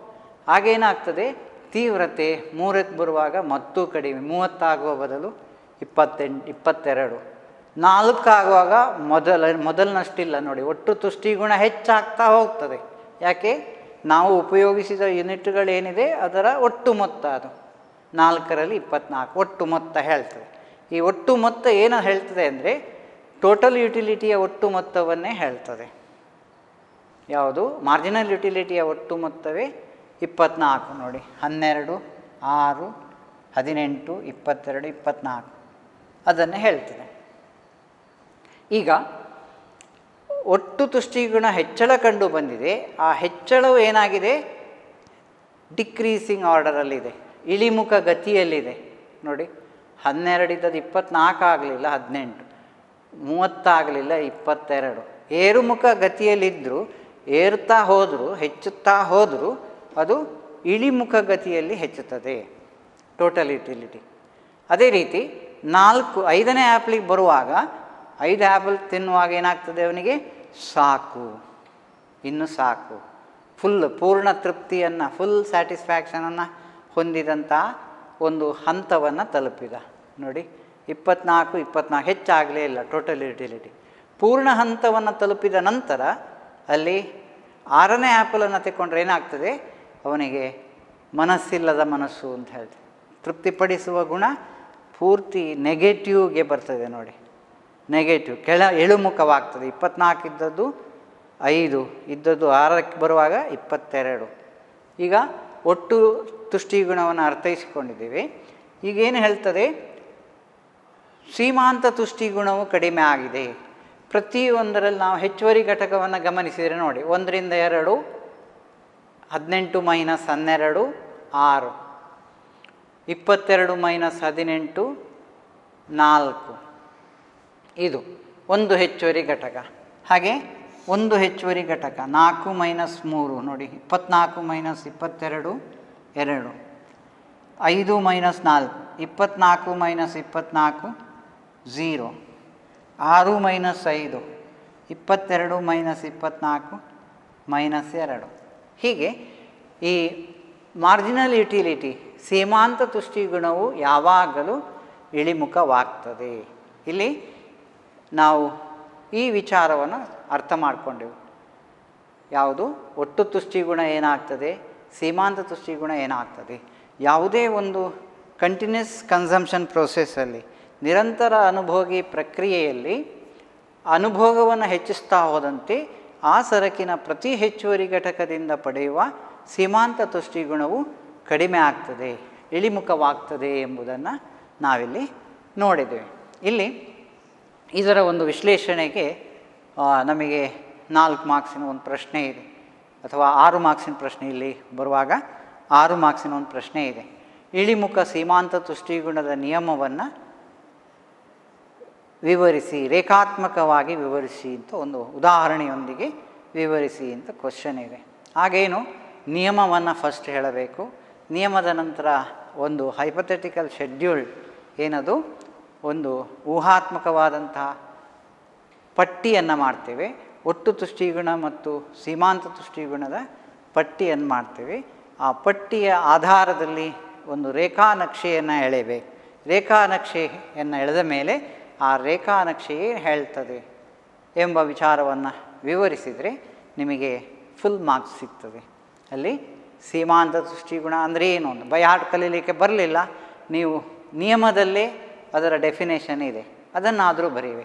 ನೋಡಿ, ಇಳಿಮುಖ ಸೀಮಾಂತ ತುಷ್ಟಿಗುಣದ ನಿಯಮ ಏನದು? ತುಷ್ಟಿಗುಣವು, ಸೀಮಾಂತ ತುಷ್ಟಿಗುಣವು ಇಳಿಮುಖವಾಗ್ತದೆ. ಇಷ್ಟು ನೆನಪಿಟ್ಕೊಂಡ್ರೆ ಸಾಕು. ಸೀಮಾಂತ ತುಷ್ಟಿಗುಣವು ಇಳಿಮುಖವಾಗ್ತದೆ ಯಾವಾಗ?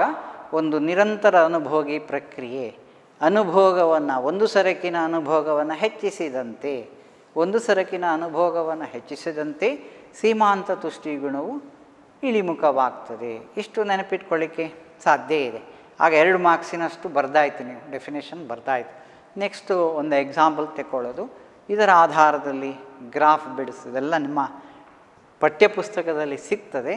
ಅದನ್ನು ಒಂದು ನಿಮ್ಮದೇ ಆದ ಕ್ರಮದಲ್ಲಿ ಒಂದು ನೋಟ್ಸ್ ಮಾಡಿಕೊಂಡ್ರೆ ಫುಲ್ ಮಾರ್ಕ್ಸ್ ಪಡೀಲಿಕ್ಕೆ ಸಾಧ್ಯ. ಈಗ ಇದನ್ನೇ ರೇಖಾತ್ಮಕ ವಿವರಣೆಯನ್ನು ಹೇಳಿದರೆ,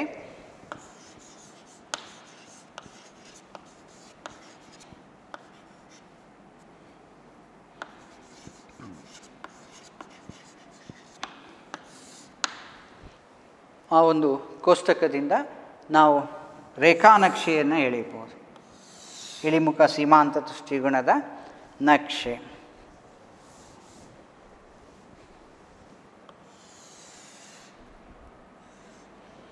ಎಕ್ಸ್ ಮತ್ತು ವೈ ಅಕ್ಷಗಳಲ್ಲಿ ಈ ಪ್ರಮಾಣಗಳನ್ನು ತಿಳ್ಕೊಳ್ತೇವೆ. ಇಲ್ಲಿ ಟೋಟಲ್ ಯುಟಿಲಿಟಿ ಮತ್ತು ಮಾರ್ಜಿನಲ್ ಯುಟಿಲಿಟಿಯ ಪ್ರಮಾಣಗಳನ್ನು ತಿಳ್ಕೊಳ್ತೇವೆ. ಮ್ಯಾಕ್ಸಿಮಮ್ ಅಂದರೆ ನಮಗೆ ಅಲ್ಲಿ ಎಷ್ಟಿದೆ? 24 ಇದೆ.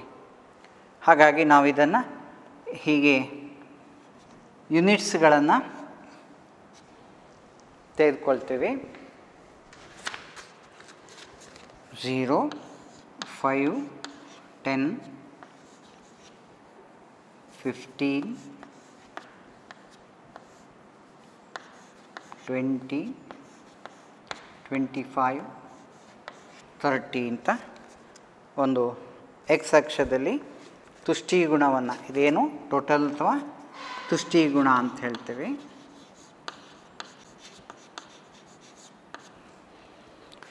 ಇಲ್ಲಿ ಸರಕಿನ ಪ್ರಮಾಣ,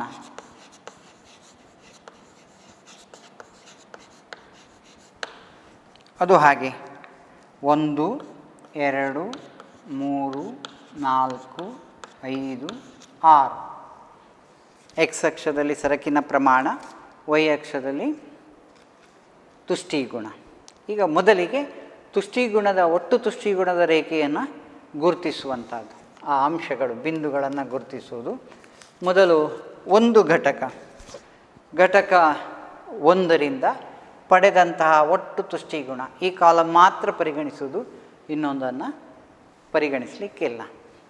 1ರಲ್ಲಿ 12 ನೋಡಿ, 10 ಮತ್ತು 15ರ ಮಧ್ಯೆ ಇಲ್ಲೊಂದು ಕಡೆ ಅಂದಾಜಲ್ಲಿ ಯಾವುದೇ ರೇಖಾಚಿತ್ರಗಳು ನೀವು ರಫ್ ಚಿತ್ರ ಮಾಡೋದಾದರೂ ಸ್ಪಷ್ಟತೆ ಬೇಕು, ಅಳತೆಗಳು ಸಮಾನ ಇರಬೇಕು. ನಿಮಗೆ ಗ್ರಾಫ್ ಶೀಟ್ನ ಮೇಲೇನು ಬಿಡಿಸಲಿಕ್ಕಿಲ್ಲ, ಆದರೆ ಸ್ಪಷ್ಟತೆಯಲ್ಲಿ ಇಂಪಾರ್ಟೆನ್ಸ್ ಕೊಡಬೇಕು, ಸ್ಪಷ್ಟತೆಗೆ. ಈಗ 12ರಷ್ಟಾಯಿತು.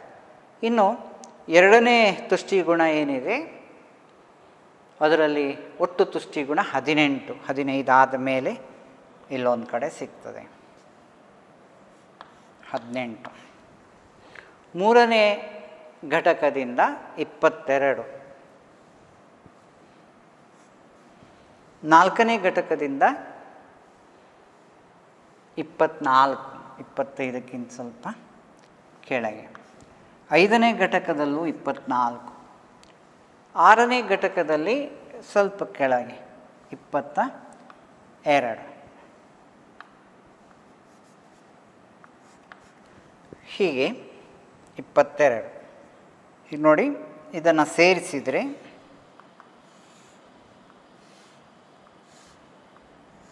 ನಮಗೆ ಒಟ್ಟು ತುಷ್ಟಿಗುಣದ ರೇಖೆ ಸಿಕ್ಕಿತು. ಟೋಟಲ್ ಯುಟಿಲಿಟಿ ಕರ್ವ್ ಏನಿದೆ, ರೇಖೆ ಏನಿದೆ ಸಿಕ್ಕಿತು. ಈಗ ನೋಡಿ, ಟೋಟಲ್ ಯುಟಿಲಿಟಿ ಏರುಗತಿಯಲ್ಲಿ ಕಾಣೋದು, ಇನ್ಕ್ರೀಸಿಂಗ್ ರೇಟಲ್ಲಿ ಅಥವಾ ಏರುಮುಖ ಗತಿಯಲ್ಲಿ ನೋಡಿ 12, 18 ಏರುಮುಖ ಆಗ್ತದೆ. ಆದರೆ ಆ ಏರಿಕೆಯ ಗತಿ ಏನಾಗಿದೆ, ಕಡಿಮೆ ಆಗ್ತಾ ಬಂದಿದೆ, ಹೆಚ್ಚಾಗೋ ಬದಲು ಕಡಿಮೆ ರೇಟು ನಾನು ಆಗ ಹೇಳಿದಾಗ. ಮತ್ತು ಒಂದು ಹಂತದಲ್ಲಿ ಸಮಾನ ತುಷ್ಟಿಗುಣ 24 ಇತ್ತು. ಅಲ್ಲಿ ಪೂರ್ಣ ತೃಪ್ತಿ ಯುಟಿಲಿಟಿ, ಮಾರ್ಜಿನಲ್ ಯುಟಿಲಿಟಿ ಏನಿದೆ, ಸೀಮಾಂತ ತುಷ್ಟಿಗುಣ 0 ಯಾವಾಗ ಆಗ್ತದೆ ಆಗ ಅದು ಸಮಾನ ತುಷ್ಟಿಗುಣವನ್ನು ನಾವಿಲ್ಲಿ ಕಾಣ್ತೇವೆ. ಅದಾದ ನಂತರ ಋಣಾತ್ಮಕದ ಕಡೆಗೆ ಒಟ್ಟು ತುಷ್ಟಿಗುಣ ಚಲಿಸ್ತದೆ. ಕೆಳಮುಖವ 24 ಇದ್ದದ್ದು 22 ಋಣಾತ್ಮಕ ನೆಗೆಟಿವ್ ಕರ್ವನ್ನು ಈ ಪಾಸಿಟಿವ್ ಮತ್ತು ನೆಗೆಟಿವ್ ಕರ್ವನ್ನು ನಾವು ಹೇಗೆ ಹೇಳ್ಬೋದು ಅಂದರೆ, ಸಾಮಾನ್ಯ ನಾವು ಫಸ್ಟ್ ಇಯರಲ್ಲಿ ತಿಳ್ಕೊಂಡಿದ್ದೀವಿ, ಇದನ್ನು ಹೀಗಿದ್ದರೆ ಅದು ನೆಗೆಟಿವ್ ಕರ್ವ್ ಅಂತ ಹೇಳ್ತಾರೆ. ಹೀಗೆ ಏರುಮುಖ ಇದ್ದರೆ ಪಾಸಿಟಿವ್ ಕರ್ವ್ ಅಂತ ಹೇಳ್ತಾರೆ. First ಇಯರಲ್ಲಿ first ಸ್ಟ್ಯಾಟಿಸ್ಟಿಕ್ಸಲ್ಲಿ ಇತ್ತದು. ಏರುಮುಖ ಅಥವಾ ಧನಾತ್ಮಕ ನಕ್ಷೆ, ಋಣಾತ್ಮಕ ನಕ್ಷೆ. ನೋಡಿ, ಟೋಟಲ್ ಯುಟಿಲಿಟಿ ಇದು ಒಂದು ಹಂತದವರೆಗೆ ಧನಾತ್ಮಕ ನಕ್ಷೆಯಾಗಿದೆ. ಆ ನಂತರ ಸಮಾನ ತುಷ್ಟಿಗುಣ ಬಂದ ನಂತರ ಅದು ಋಣಾತ್ಮಕ ನಕ್ಷೆಯನ್ನು ಕೊಡ್ತದೆ, ಇಳಿಮುಖ ನಕ್ಷೆಯನ್ನು ಕೊಡ್ತದೆ ಎಂಬುದನ್ನು ನಾವಿಲ್ಲಿ ಸ್ಪಷ್ಟವಾಗಿ ಅರ್ಥೈಸ್ಕೊಳ್ಳಿಕ್ಕಾಗ್ತದೆ. ಇನ್ನೀಗ ಇದೇ ನಕ್ಷೆಯಲ್ಲಿ ಮಾರ್ಜಿನಲ್ ಯುಟಿಲಿಟಿ ರೇಖೆಯನ್ನು ಗುರುತಿಸ್ತೇವೆ. ಮಾರ್ಜಿನಲ್ ಯುಟಿಲಿಟಿ ರೇಖೆಯಲ್ಲಿ ಏನಿದೆ ಅಲ್ಲಿ -2 ಗುರುತಿಸಬೇಕು. -2 ಗುರುತಿಸಬೇಕಾದ್ರೆ ವೈ ಅಕ್ಷದಲ್ಲಿ ಯುಟಿಲಿಟಿ -2 ಗುರುತಿಸಬೇಕಾದ್ರೆ, ನಾನು ಆಗ ಹೇಳಿಲ್ಲ ನಿಮಗೆ ಸ್ಪಷ್ಟತೆ ಆಗಬೇಕು ಹೇಳಿ, -2 ಎಲ್ಲಿ ಬಂದಿದೆ, ಮೈನಸ್ ವಿಭಾಗ ಎಕ್ಸ್ ಅಕ್ಷದ ಕೆಳಗೆ ನಮಗೆ ನೆಗೆಟಿವ್ ಸೆಕ್ಷನ್ ಇದೆ, ಕ್ವಾಡ್ರೆಂಟ್ ಇದೆ, ಅದು -5 ಇಲ್ಲಿದೆ. 5 + 5 -5. ಈಗ ನೋಡಿ, ಒಂದು ಘಟಕದಿಂದ ಸೀಮಾಂತ ತುಷ್ಟಿಗುಣ 12 ಸೇಮ್ ಪಾಯಿಂಟ್ ಇದೆ. ಎರಡನೇ ಯೂನಿಟ್ನಲ್ಲಿ ಮಾರ್ಜಿನಲ್ ಯುಟಿಲಿಟಿ 6 ಇದೆ. 5 + 6 ಇಲ್ಲಿ 5ಕ್ಕಿಂತ ಸ್ವಲ್ಪ ಮೇಲೆ. ಮೂರನೇ ಘಟಕದಲ್ಲಿ 4, 5ಕ್ಕಿಂತ ಕೆಳಗೆ. ನಾಲ್ಕನೇ ಘಟಕದಲ್ಲಿ 2, ಇಲ್ಲೇ ಅಂದಾಜು 5 ಮತ್ತು ಇದರ ಮಧ್ಯದಲ್ಲೇ ಬರ್ತದೆ. 5ರಲ್ಲಿ 0 ನೋಡಿ, 0 ಈ ಅಕ್ಷದಲ್ಲಿ ಎಕ್ಸ್ ಅಕ್ಷ ಎಲ್ಲಿ ಕಳೀತದೆ ಅದು 0 5ರಲ್ಲಿದೆ. ನೆಕ್ಸ್ಟು -2 ಇದರ ಮಧ್ಯೆ 6ರಲ್ಲಿ -2 ಇಲ್ಲಿ ಬರ್ತದೆ. ಒಂದು ಎಕ್ಸಾಂಪಲ್. ಈಗ ನೋಡಿ, ಮಾರ್ಜಿನಲ್ ಯುಟಿಲಿಟಿ ರೇಖೆ ಹೀಗೆ, ಇದು marginal utility curve. Total utility marginal utility ರೇಖೆ ಏನಾಗಿದೆ, ಈಗ ನೋಡಿ, ನೆಗೆಟಿವ್ ಗ್ರಾಫ್, ಋಣಾತ್ಮಕವಾಗಿದೆ, ಇಳಿಮುಖವಾಗಿದೆ. ನಾವೀಗ ಇಳಿಮುಖ ಸಿದ್ಧಾಂತವನ್ನು ಹೇಳಿದ್ದೇವೆ. ಯಾವಾಗಲೂ ಸೀಮಾಂತ ತುಷ್ಟಿಗುಣವು ಇಳಿಮುಖವಾಗಿದೆ. ನಿರಂತರ ಅನುಭೋಗಿ ಪ್ರಕ್ರಿಯೆಯಲ್ಲಿ ಸೀಮಾಂತ ತುಷ್ಟಿಗುಣವು ಇಳಿಮುಖ. ಸೀಮಾಂತ ತುಷ್ಟಿಗುಣ ಅಂದರೆ ಏನು ಅಂತ ತಿಳ್ಕೊಂಡಿದ್ದೇವಲ್ಲ, ಹೆಚ್ಚುವರಿ ಘಟಕಗಳಿಂದ ಪಡೆದ ತುಷ್ಟಿಗುಣ. ಈಗ ನಮಗೆ ಗ್ರಾಫ್ ಗೊತ್ತಾಯಿತು. ಗ್ರಾಫಿನಲ್ಲಿ ತಿಳಿದು ಬಂದಂಥ ಅಂಶಗಳನ್ನು ನೀವು ವ್ಯಕ್ತಪಡಿಸಿದರೆ ಆಯಿತು. ಇಲ್ಲಿ ಎಕ್ಸ್ ಅಕ್ಷದಲ್ಲಿ ನಾವೀಗ ಗ್ರಾಫಿನ ವಿವರಣೆ ಹೇಗೆ ಕೊಡ್ತೇವೆ, ಎಕ್ಸ್ ಅಕ್ಷದಲ್ಲಿ ಸರಕಿನ ಪ್ರಮಾಣವನ್ನು, ವೈ ಅಕ್ಷದಲ್ಲಿ ತುಷ್ಟಿಗುಣ, ಒಟ್ಟು ತುಷ್ಟಿಗುಣ ಮತ್ತು ಸೀಮಾಂತ ತುಷ್ಟಿಗುಣದ ಪ್ರಮಾಣಗಳನ್ನು ಪರಿಗಣಿಸಲಾಗಿದೆ. ಒಂದು ವಿಚಾರ. ಹಾಗೆ ಒಟ್ಟು ತುಷ್ಟೀಗುಣದಿಂದ ಪಡೆದಂಥ ರೇಖೆ ಟಿ ಯು ರೇಖೆ ಆಗಿದೆ. ಒಟ್ಟು ತುಷ್ಟೀಗುಣದ ಪ್ರಮಾಣಗಳಿಂದ ಪಡೆದ ರೇಖೆ, ಹಾಗೆ ಸೀಮಾಂತ ತುಷ್ಟೀಗುಣದ ಪ್ರಮಾಣಗಳಿಂದ ಪಡೆದ ರೇಖೆ ಎಮ್ ಯು ರೇಖೆ ಆಗಿದೆ. ಎರಡು ವಿಚಾರ ಬರೆದೆವು. ಇನ್ನೊಂದು ಟಿ ಯು ಸ್ಥಿರವಾಗಿದ್ದಾಗ ಇನ್ನೊಂದು ವಿಚಾರ ಏನು, ಇಲ್ಲಿ ಎರಡು ವಿಚಾರ ಬರೆದೆವು. ಟಿ ಯು ಮತ್ತು ಎಮ್ ಯು ಅಂದರೆ ಏನು ಬರೆದೆವು. ಇನ್ನು ಮೂರನೇದು ಟಿ ಯು ಸ್ಥಿರವಾಗಿದ್ದಾಗ ಎಮ್ ಯು ಶೂನ್ಯವಾಗಿರುತ್ತದೆ.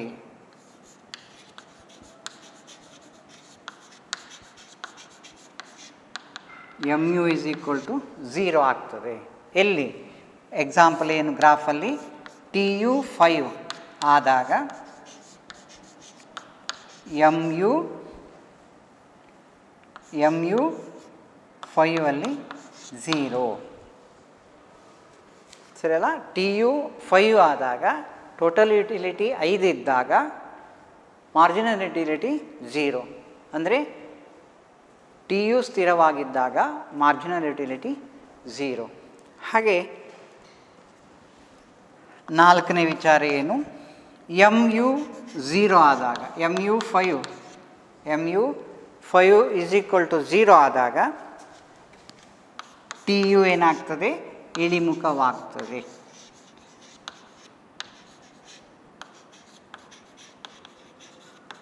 T U ಇಳಿಮುಖವಾಗ್ತದೆ. ಆಮೇಲೆ ನಂತರ ಏನು, ಐದನೇದ್ದು ಇದರ ಪರಿಣಾಮ ಏನು, ಎಮ್ ಯು ಋಣಾತ್ಮಕವಾಗಿದೆ,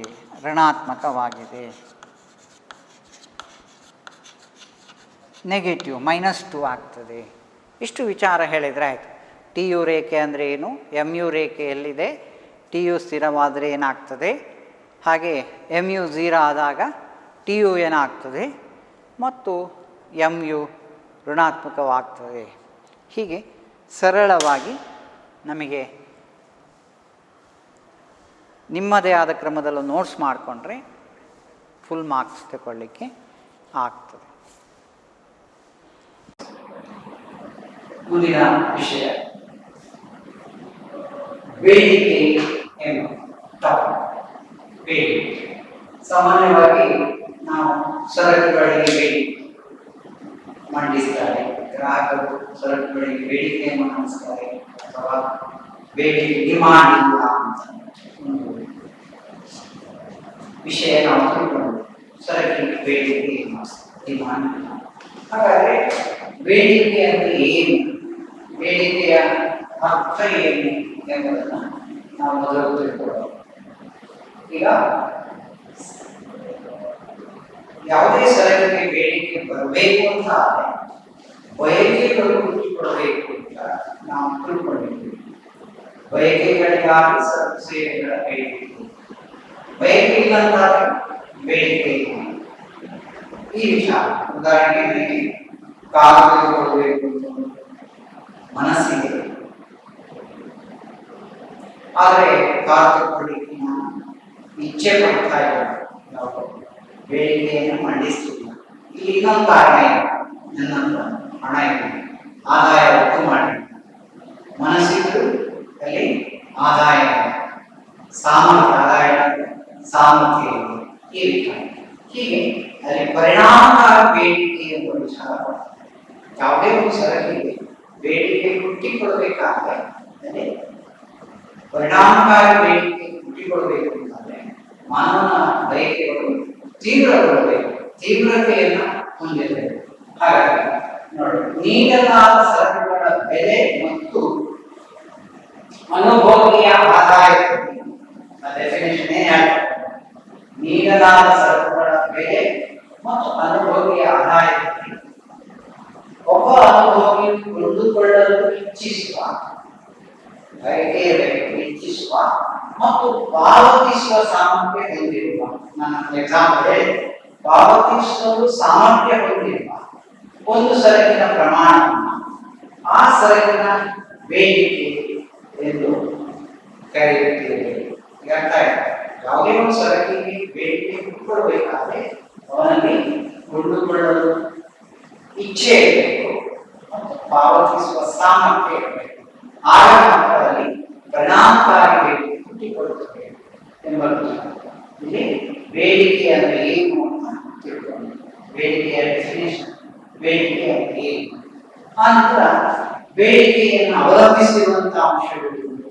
ಇಲ್ಲಿ ಬೇಡಿಕೆಯನ್ನ ಯಾವ್ಯಾವ ಅಂಶಗಳು ಅವಲಂಬಿಸಿವೆ, ಸಾಮರ್ಥ್ಯ ಮತ್ತು ಇಚ್ಛೆಗಳ ಪಡುವ ವಿಚಾರಗಳನ್ನ ನಾವಿಲ್ಲಿ ಅಂಶಗಳು, ಇಲ್ಲಿ ಡಿಟರ್ಮಿನಿಂಗ್ ಫ್ಯಾಕ್ಟರ್ಸ್ ಆಫ್ ಡಿಮಾಂಡ್ ಅಥವಾ ಅವಲಂಬಿಸಿರುವ ಅಂಶಗಳು. ಅದರಲ್ಲಿ ಒಂದು ಸರಕಿನ ಬೆಲೆ. ಬಹಳಷ್ಟು ಪ್ರಾಮುಖ್ಯವಾಗಿ ಬೇಡಿಕೆಯ ಮೇಲೆ ಪರಿಣಾಮ ಬೀರುವುದು ಬೆಲೆ.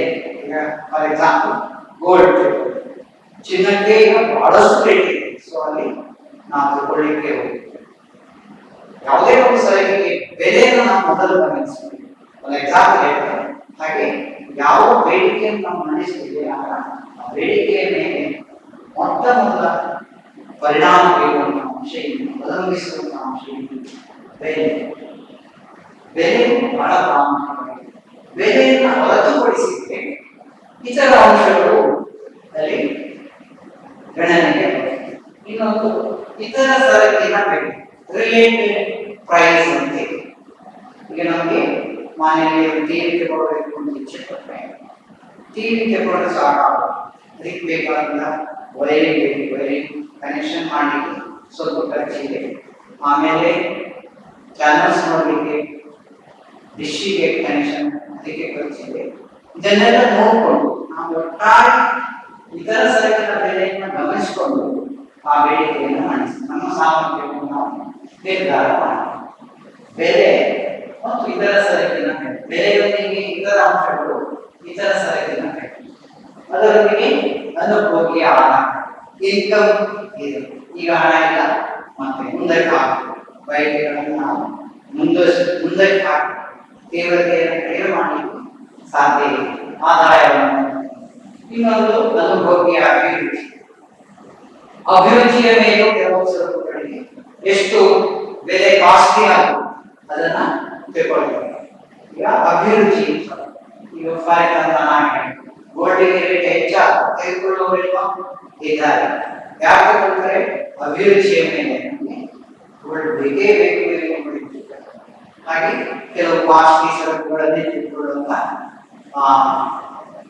ಪ್ರವೃತ್ತಿಯ ಜನತೆ ಇದ್ದಾರೆ. ಕೆಲವರು ಬ್ರಾಂಡೆಡ್ ವಸ್ತುಗಳಿಗೆ ಅವರದೇ ಆದಂತಹ ಟೇಸ್ಟ್ಗಳು, ಅಭಿರುಚಿ, ಅದನ್ನ ಪರಿಗಣಿಸಿಕೊಂಡಾಗ ಸರಕುಗಳು ಬೇಡಿಕೆಯನ್ನು ಕಂಡುಬರುತ್ತದೆ. ಇನ್ನು ಆದ್ಯತೆಗಳು, ಪ್ರಿಫರೆನ್ಸಸ್ ಅಂತ ನಮಗೆ ಅತಿ ಅಗತ್ಯ ಬೇಕು ಅಂತಾದ್ರೆ ಅಲ್ಲಿ ನಾವು ಖಂಡಿತ ತಿಳ್ಕೊಳ್ತೇವೆ.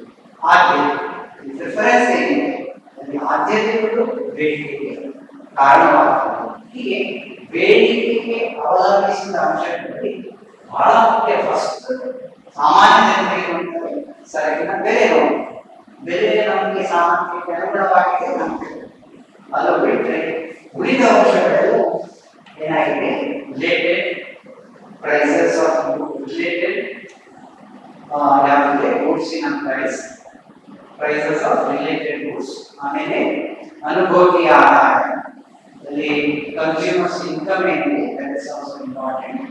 ಇನ್ನು ಅನುಭೋಗಿಯ ಅಭಿರುಚಿ, ಅನುಭೋಗಿಯ ಟೇಸ್ಟ್ ಅಂತ ನಾವು ಹೇಳ್ತೇವೆ, ಪ್ರಿಫರೆನ್ಸಸ್. ಹೀಗೆ ಈ ಬೇಡಿಕೆಯನ್ನು ಅವಲಂಬಿಸುವಂತಹ ಅಂಶಗಳನ್ನ ನಾವು ಈ ರೀತಿ ಬೇಡಿಕೆ ಏನು, ಬೇಡಿಕೆಯನ್ನು ಅವಲಂಬಿಸುವ ಅಂಶಗಳು.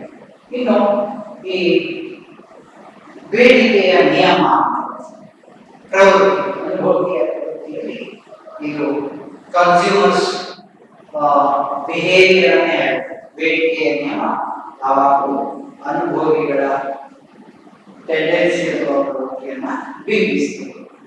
ಸರಕಿನ ಬೆಲೆ, ಇದನ್ನ ಬೇಡಿಕೆಯ ಬಿಂಬಕವನ್ನು ನಾವು ವ್ಯಕ್ತಪಡಿಸುವಾಗ ಗಣಿತಾತ್ಮಕವಾಗಿ ಎರಡು ಚಲಕಗಳು ಅಂತ ಹೇಳ್ತೇವೆ, ವೇರಿಯೇಬಲ್ಸ್ ಅಂತ. ಬದಲಾಗುವ ಅಂಶಗಳು, ಬದಲಾಗುವ ಅಂಶಗಳ ನಡುವಿನ ಸಂಬಂಧವನ್ನ ನಾವು ಬಿಂಬಕದಲ್ಲಿ the relationship between the two variables are expressed in terms of functions ಅಂತ ಹೇಳಿ. ಫಂಕ್ಷನ್ಸ್ ಅಂದ್ರೆ ಏನು? ಈಗ ಬದಲಾಗುವ ಅಂಶಗಳು ಇಲ್ಲಿ ಎಕ್ಸ್ ಮತ್ತು ಪಿ ಗಳು ಬದಲಾಗುವ ಅಂಶಗಳು. ಬೇಡಿಕೆಗೆ ಪರಿಗಣಿಸಲ್ಪಟ್ಟಾಗ, ಬೇಡಿಕೆಯನ್ನು ನಾವು ಗಮನಿಸಿದಾಗ, ಬೇಡಿಕೆಯಲ್ಲಿ ಸರಕಿನ ಪ್ರಮಾಣ, ಕ್ವಾಂಟಿಟಿ ಆಫ್ ಗೂಡ್ಸ್ ಏನಿದೆ, ಸರಕುಗಳ ಪ್ರಮಾಣ, ಕ್ವಾಂಟಿಟಿ ಆಫ್ ಕಮಾಡಿಟಿ ಏನಿದೆ ಅದು ಎಕ್ಸ್ ಅಂತ ಹೇಳಿ. ಹಾಗೆ ಪ್ರೈಸ್ ಆಫ್ ಕಮಾಡಿಟಿ, ಸರಕಿನ ಬೆಲೆ. ಈಗ ಎಕ್ಸ್ ಮತ್ತೆ ಪಿ ಇದನ್ನ ನಾವು ಒಂದು ಸಂಬಂಧವನ್ನ ಹೇಳಿ ಸರಕಿನ ಪ್ರಮಾಣ ಮತ್ತು ಸರಕಿನ ಬೆಲೆಗೆ ಅನ್ವಯಿಸಿ ಒಂದು ಸಂಬಂಧವನ್ನ ಹೇಳಿದ್ರೆ ನಮಗೆ ಅದು ಬಿಂಬಕವಾಗಿದೆ. ಸರಕಿನ ಪ್ರಮಾಣ ಮತ್ತು ಸರಕಿನ ಬೆಲೆಗಿರುವ ಸಂಬಂಧವನ್ನ ನಾವು ಬೇಡಿಕೆಯ ಬಿಂಬಕ ಅಂತಂದ್ರೆ ಅದನ್ನ x f of p ಅಂತ ಕರೀತೀವಿ. ಇಲ್ಲಿ ಈ ಬಿಂಬಕದ ಸಂಬಂಧ ಹೇಗಿದೆ ಅಂತ ಹೇಳಿದ್ರೆ ಅದೇ ಬೇಡಿಕೆಯ ನಿಯಮವಾಗಿದೆ, ಲಾ ಆಫ್ ಡಿಮಾಂಡ್ ಅಂತ ಕರೀತೀವಿ.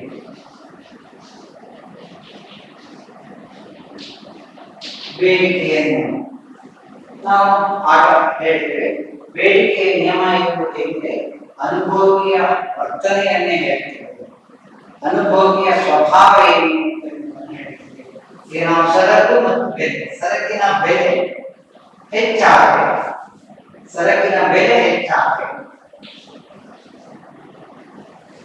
ಏನಾಗ್ತದೆ? ಸರಕಿನ ಬೆಲೆ ಹೆಚ್ಚಾದರೆ ಬೇಡಿಕೆಯ ಪ್ರಮಾಣ ಏನಾಗ್ತದೆ? ಸಾಮಾನ್ಯವಾಗಿ ಹೆಚ್ಚಾದ ಬೆಲೆಯಲ್ಲಿ ಸರಕುಗಳನ್ನು ತೆಗೆದುಕೊಳ್ಳುವ ವ್ಯಕ್ತಿ ಕಡಿಮೆ. ಅಲ್ಲಿ ಕ್ವಾಂಟಿಟಿ ಆಫ್ ಡಿಮಾಂಡ್ ಏನಿದೆ, quantity of commodity is decrease. ಏನದು? ಸರಕಿನ ಬೆಲೆ ಹೆಚ್ಚಾದರೆ ಬೇಡಿಕೆ ಕಡಿಮೆ. ಸರಕಿನ ಬೆಲೆ ಕಡಿಮೆ ಆದಾಗ ಸರಕಿನ ಬೇಡಿಕೆ ಹೆಚ್ಚು. ಇದು ನಿಯಮ. ಇಷ್ಟು ನೆನಪಿಟ್ಟುಕೊಂಡ್ರೆ ನಮಗೆ ನಿಯಮ ಸುಲಭವಾಗಿ ಅರ್ಥ. ಇತರ ಅಂಶಗಳು ಸ್ಥಿರವಾದಾಗ ಅಲ್ಲಿ ನಿಯಮವನ್ನು ನಾವು ಹೇಳುವಾಗ ಬೆಲೆಯನ್ನು ಮಾತ್ರ ಪರಿಗಣಿಸ್ತೇವೆ. ಯಾಕೆ? ಇದು ಕೂಡಲೇ ರಿಯಾಕ್ಟ್ ಆಗ್ತದೆ. ಉಳಿದ ಅಂಶಗಳನ್ನ ಸ್ಥಿರವಾಗಿ ಇಟ್ಕೊಳ್ತೇವೆ. ಉಳಿದ ಅಂಶಗಳಲ್ಲಿ ಯಾವುದೇ ಬದಲಾವಣೆ ಇಲ್ಲ. ಫಾರ್ ಎಕ್ಸಾಂಪಲ್, ನಾನು ಹಾಗೆ ಒಬ್ಬನ ಅಭಿರುಚಿಯನ್ನ ಪರಿಗಣಿಸಿದ್ರೆ ಅವ ಎಷ್ಟು ಬೆಲೆ ಹೆಚ್ಚಾಗುತ್ತೆ ತೆಗೆದುಕೊಳ್ಳೇ ತೆಗೆದುಕೊಳ್ತಾನೆ. ಅದು ಬೇಕು ಎನಿಸಿದ್ರೆ ಎಷ್ಟು ಕಾಸ್ಟ್ಲಿ ಆದ್ರೂ ಪರ್ಚೇಸ್ ಮಾಡ್ತಾನೆ. ಹಾಗಾಗಿ ಇದನ್ನ ನಾವು ಪರಿಗಣಿಸಿದ್ದೇವೆ. ಇದು ಸ್ಥಿರ, ಇದರಲ್ಲಿ ಯಾವುದೇ ಬದಲಾವಣೆ ಇಲ್ಲ. ಒಬ್ಬ ವ್ಯಕ್ತಿಯ ಅಂಶಗಳು, ಇತರ ಅಂಶಗಳು ಬದಲಾವಣೆ ಇಲ್ಲ. ಒಂದು ಬೆಲೆಯನ್ನ ಮಾತ್ರ ಪರಿಗಣಿಸಿದಾಗ ಬೆಲೆ ಹೆಚ್ಚಾದಾಗ ಸರಕುಗಳ ಬೇಡಿಕೆ ಕಡಿಮೆ ಆಗ್ತದೆ. ಈಗ ಆಮೇಲೆ ಅಥವಾ ಕಡಿಮೆ ಪ್ರಮಾಣದ ಸರಕುಗಳನ್ನ ತೆಗೆದುಕೊಳ್ತಾರೆ. ಈಗ ಫ್ರೂಟ್ಸಿಗೆ ರೇಟ್ ಹೆಚ್ಚಾದ್ರೆ ಯಾವಾಗ 2 ಕೆಜಿ ಫ್ರೂಟ್ಸ್ ಕೊಂಡು ಹೋಗುವ ಇವತ್ತು 1 ಕೆಜಿ ಏನಾದ್ರು ಡಿಮಾಂಡ್ ಕಡಿಮೆ ಆಗ್ತದೆ, ಸರಕಿನ ಪ್ರಮಾಣ ಕಡಿಮೆ. ಯಾಕೆ ಪ್ರಮಾಣ ಕಡಿಮೆ ಆಗಿದೆ? ಕಾಸ್ಟ್ಲಿ ಆಗಿದೆ. ಈಗ ಹಬ್ಬ ಇದೆ, ಹಬ್ಬದ ವಾತಾವರಣದಲ್ಲಿ ಸದ್ಯಕ್ಕೆ ಬೆಲೆ ಹೆಚ್ಚಿದೆ, ನಮ್ಮ ಕಡಿಮೆ ಮಾಡೋಣ. ಈಗ ಅಭಿರುಚಿಗಳು ಅಥವಾ ಬೇಕೇ ಬೇಕು ಆದ್ಯತೆಗಳು ಇದ್ದಾಗ ರೇಟ್ ಎಷ್ಟು ಹೆಚ್ಚಿತ್ತು ಈ ನಿಯಮವನ್ನು ವಹಿಸುವಂತೆ ಮಾಡ್ತಾರೆ. ಅದು ಎಕ್ಸಾಂಪಲ್ ಬೇರೆ. ಹಾಗಾಗಿ ಬೇಡಿಕೆಯ ನಿಯಮ, ಇತರ ಅಂಶಗಳು ಸ್ಥಿರವಾಗಿದ್ದಾಗ ಸರಕಿನ ಬೆಲೆ ಹೆಚ್ಚಿದ್ರೆ ಬೇಡಿಕೆ ಕಡಿಮೆ ಆಗ್ತದೆ. ಸರಕಿನ ಬೆಲೆ ಕಡಿಮೆ ಆದರೆ ಬೇಡಿಕೆ ಹೆಚ್ಚುತ್ತದೆ. ತೆಗೆದುಕೊಳ್ಳುವ ಸರಕಿನ ಪ್ರಮಾಣ ಹೆಚ್ಚುತ್ತದೆ. ಅದು ಬೇಡಿಕೆಯ ನಿಯಮ.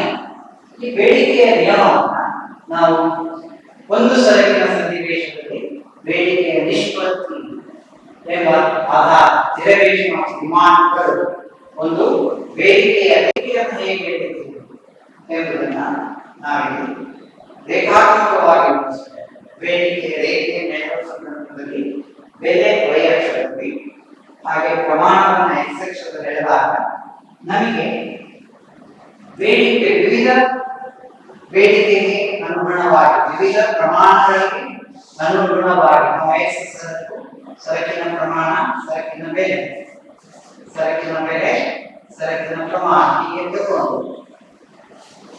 ₹10 ಇದ್ದಾಗ ಎಷ್ಟು, ₹20 ಇದ್ದಾಗ ಎಷ್ಟು, ₹30 ಇದ್ದಾಗ ಎಷ್ಟು, ₹40 ಎಕ್ಸ್ಟ್ರಾ ಹೆಚ್ಚಾಗ್ತಾ ಹೋದಾಗಿ ₹10 ಇದ್ದಾಗ 10 ಕೆಜಿ, ₹20 ಇದ್ದಾಗ 8 ಕೆಜಿ, ₹30 ಇದ್ದಾಗ 6 ಕೆಜಿ, ₹40 ಇದ್ದಾಗ 4 ಎಕ್ಸಾಂಪಲ್.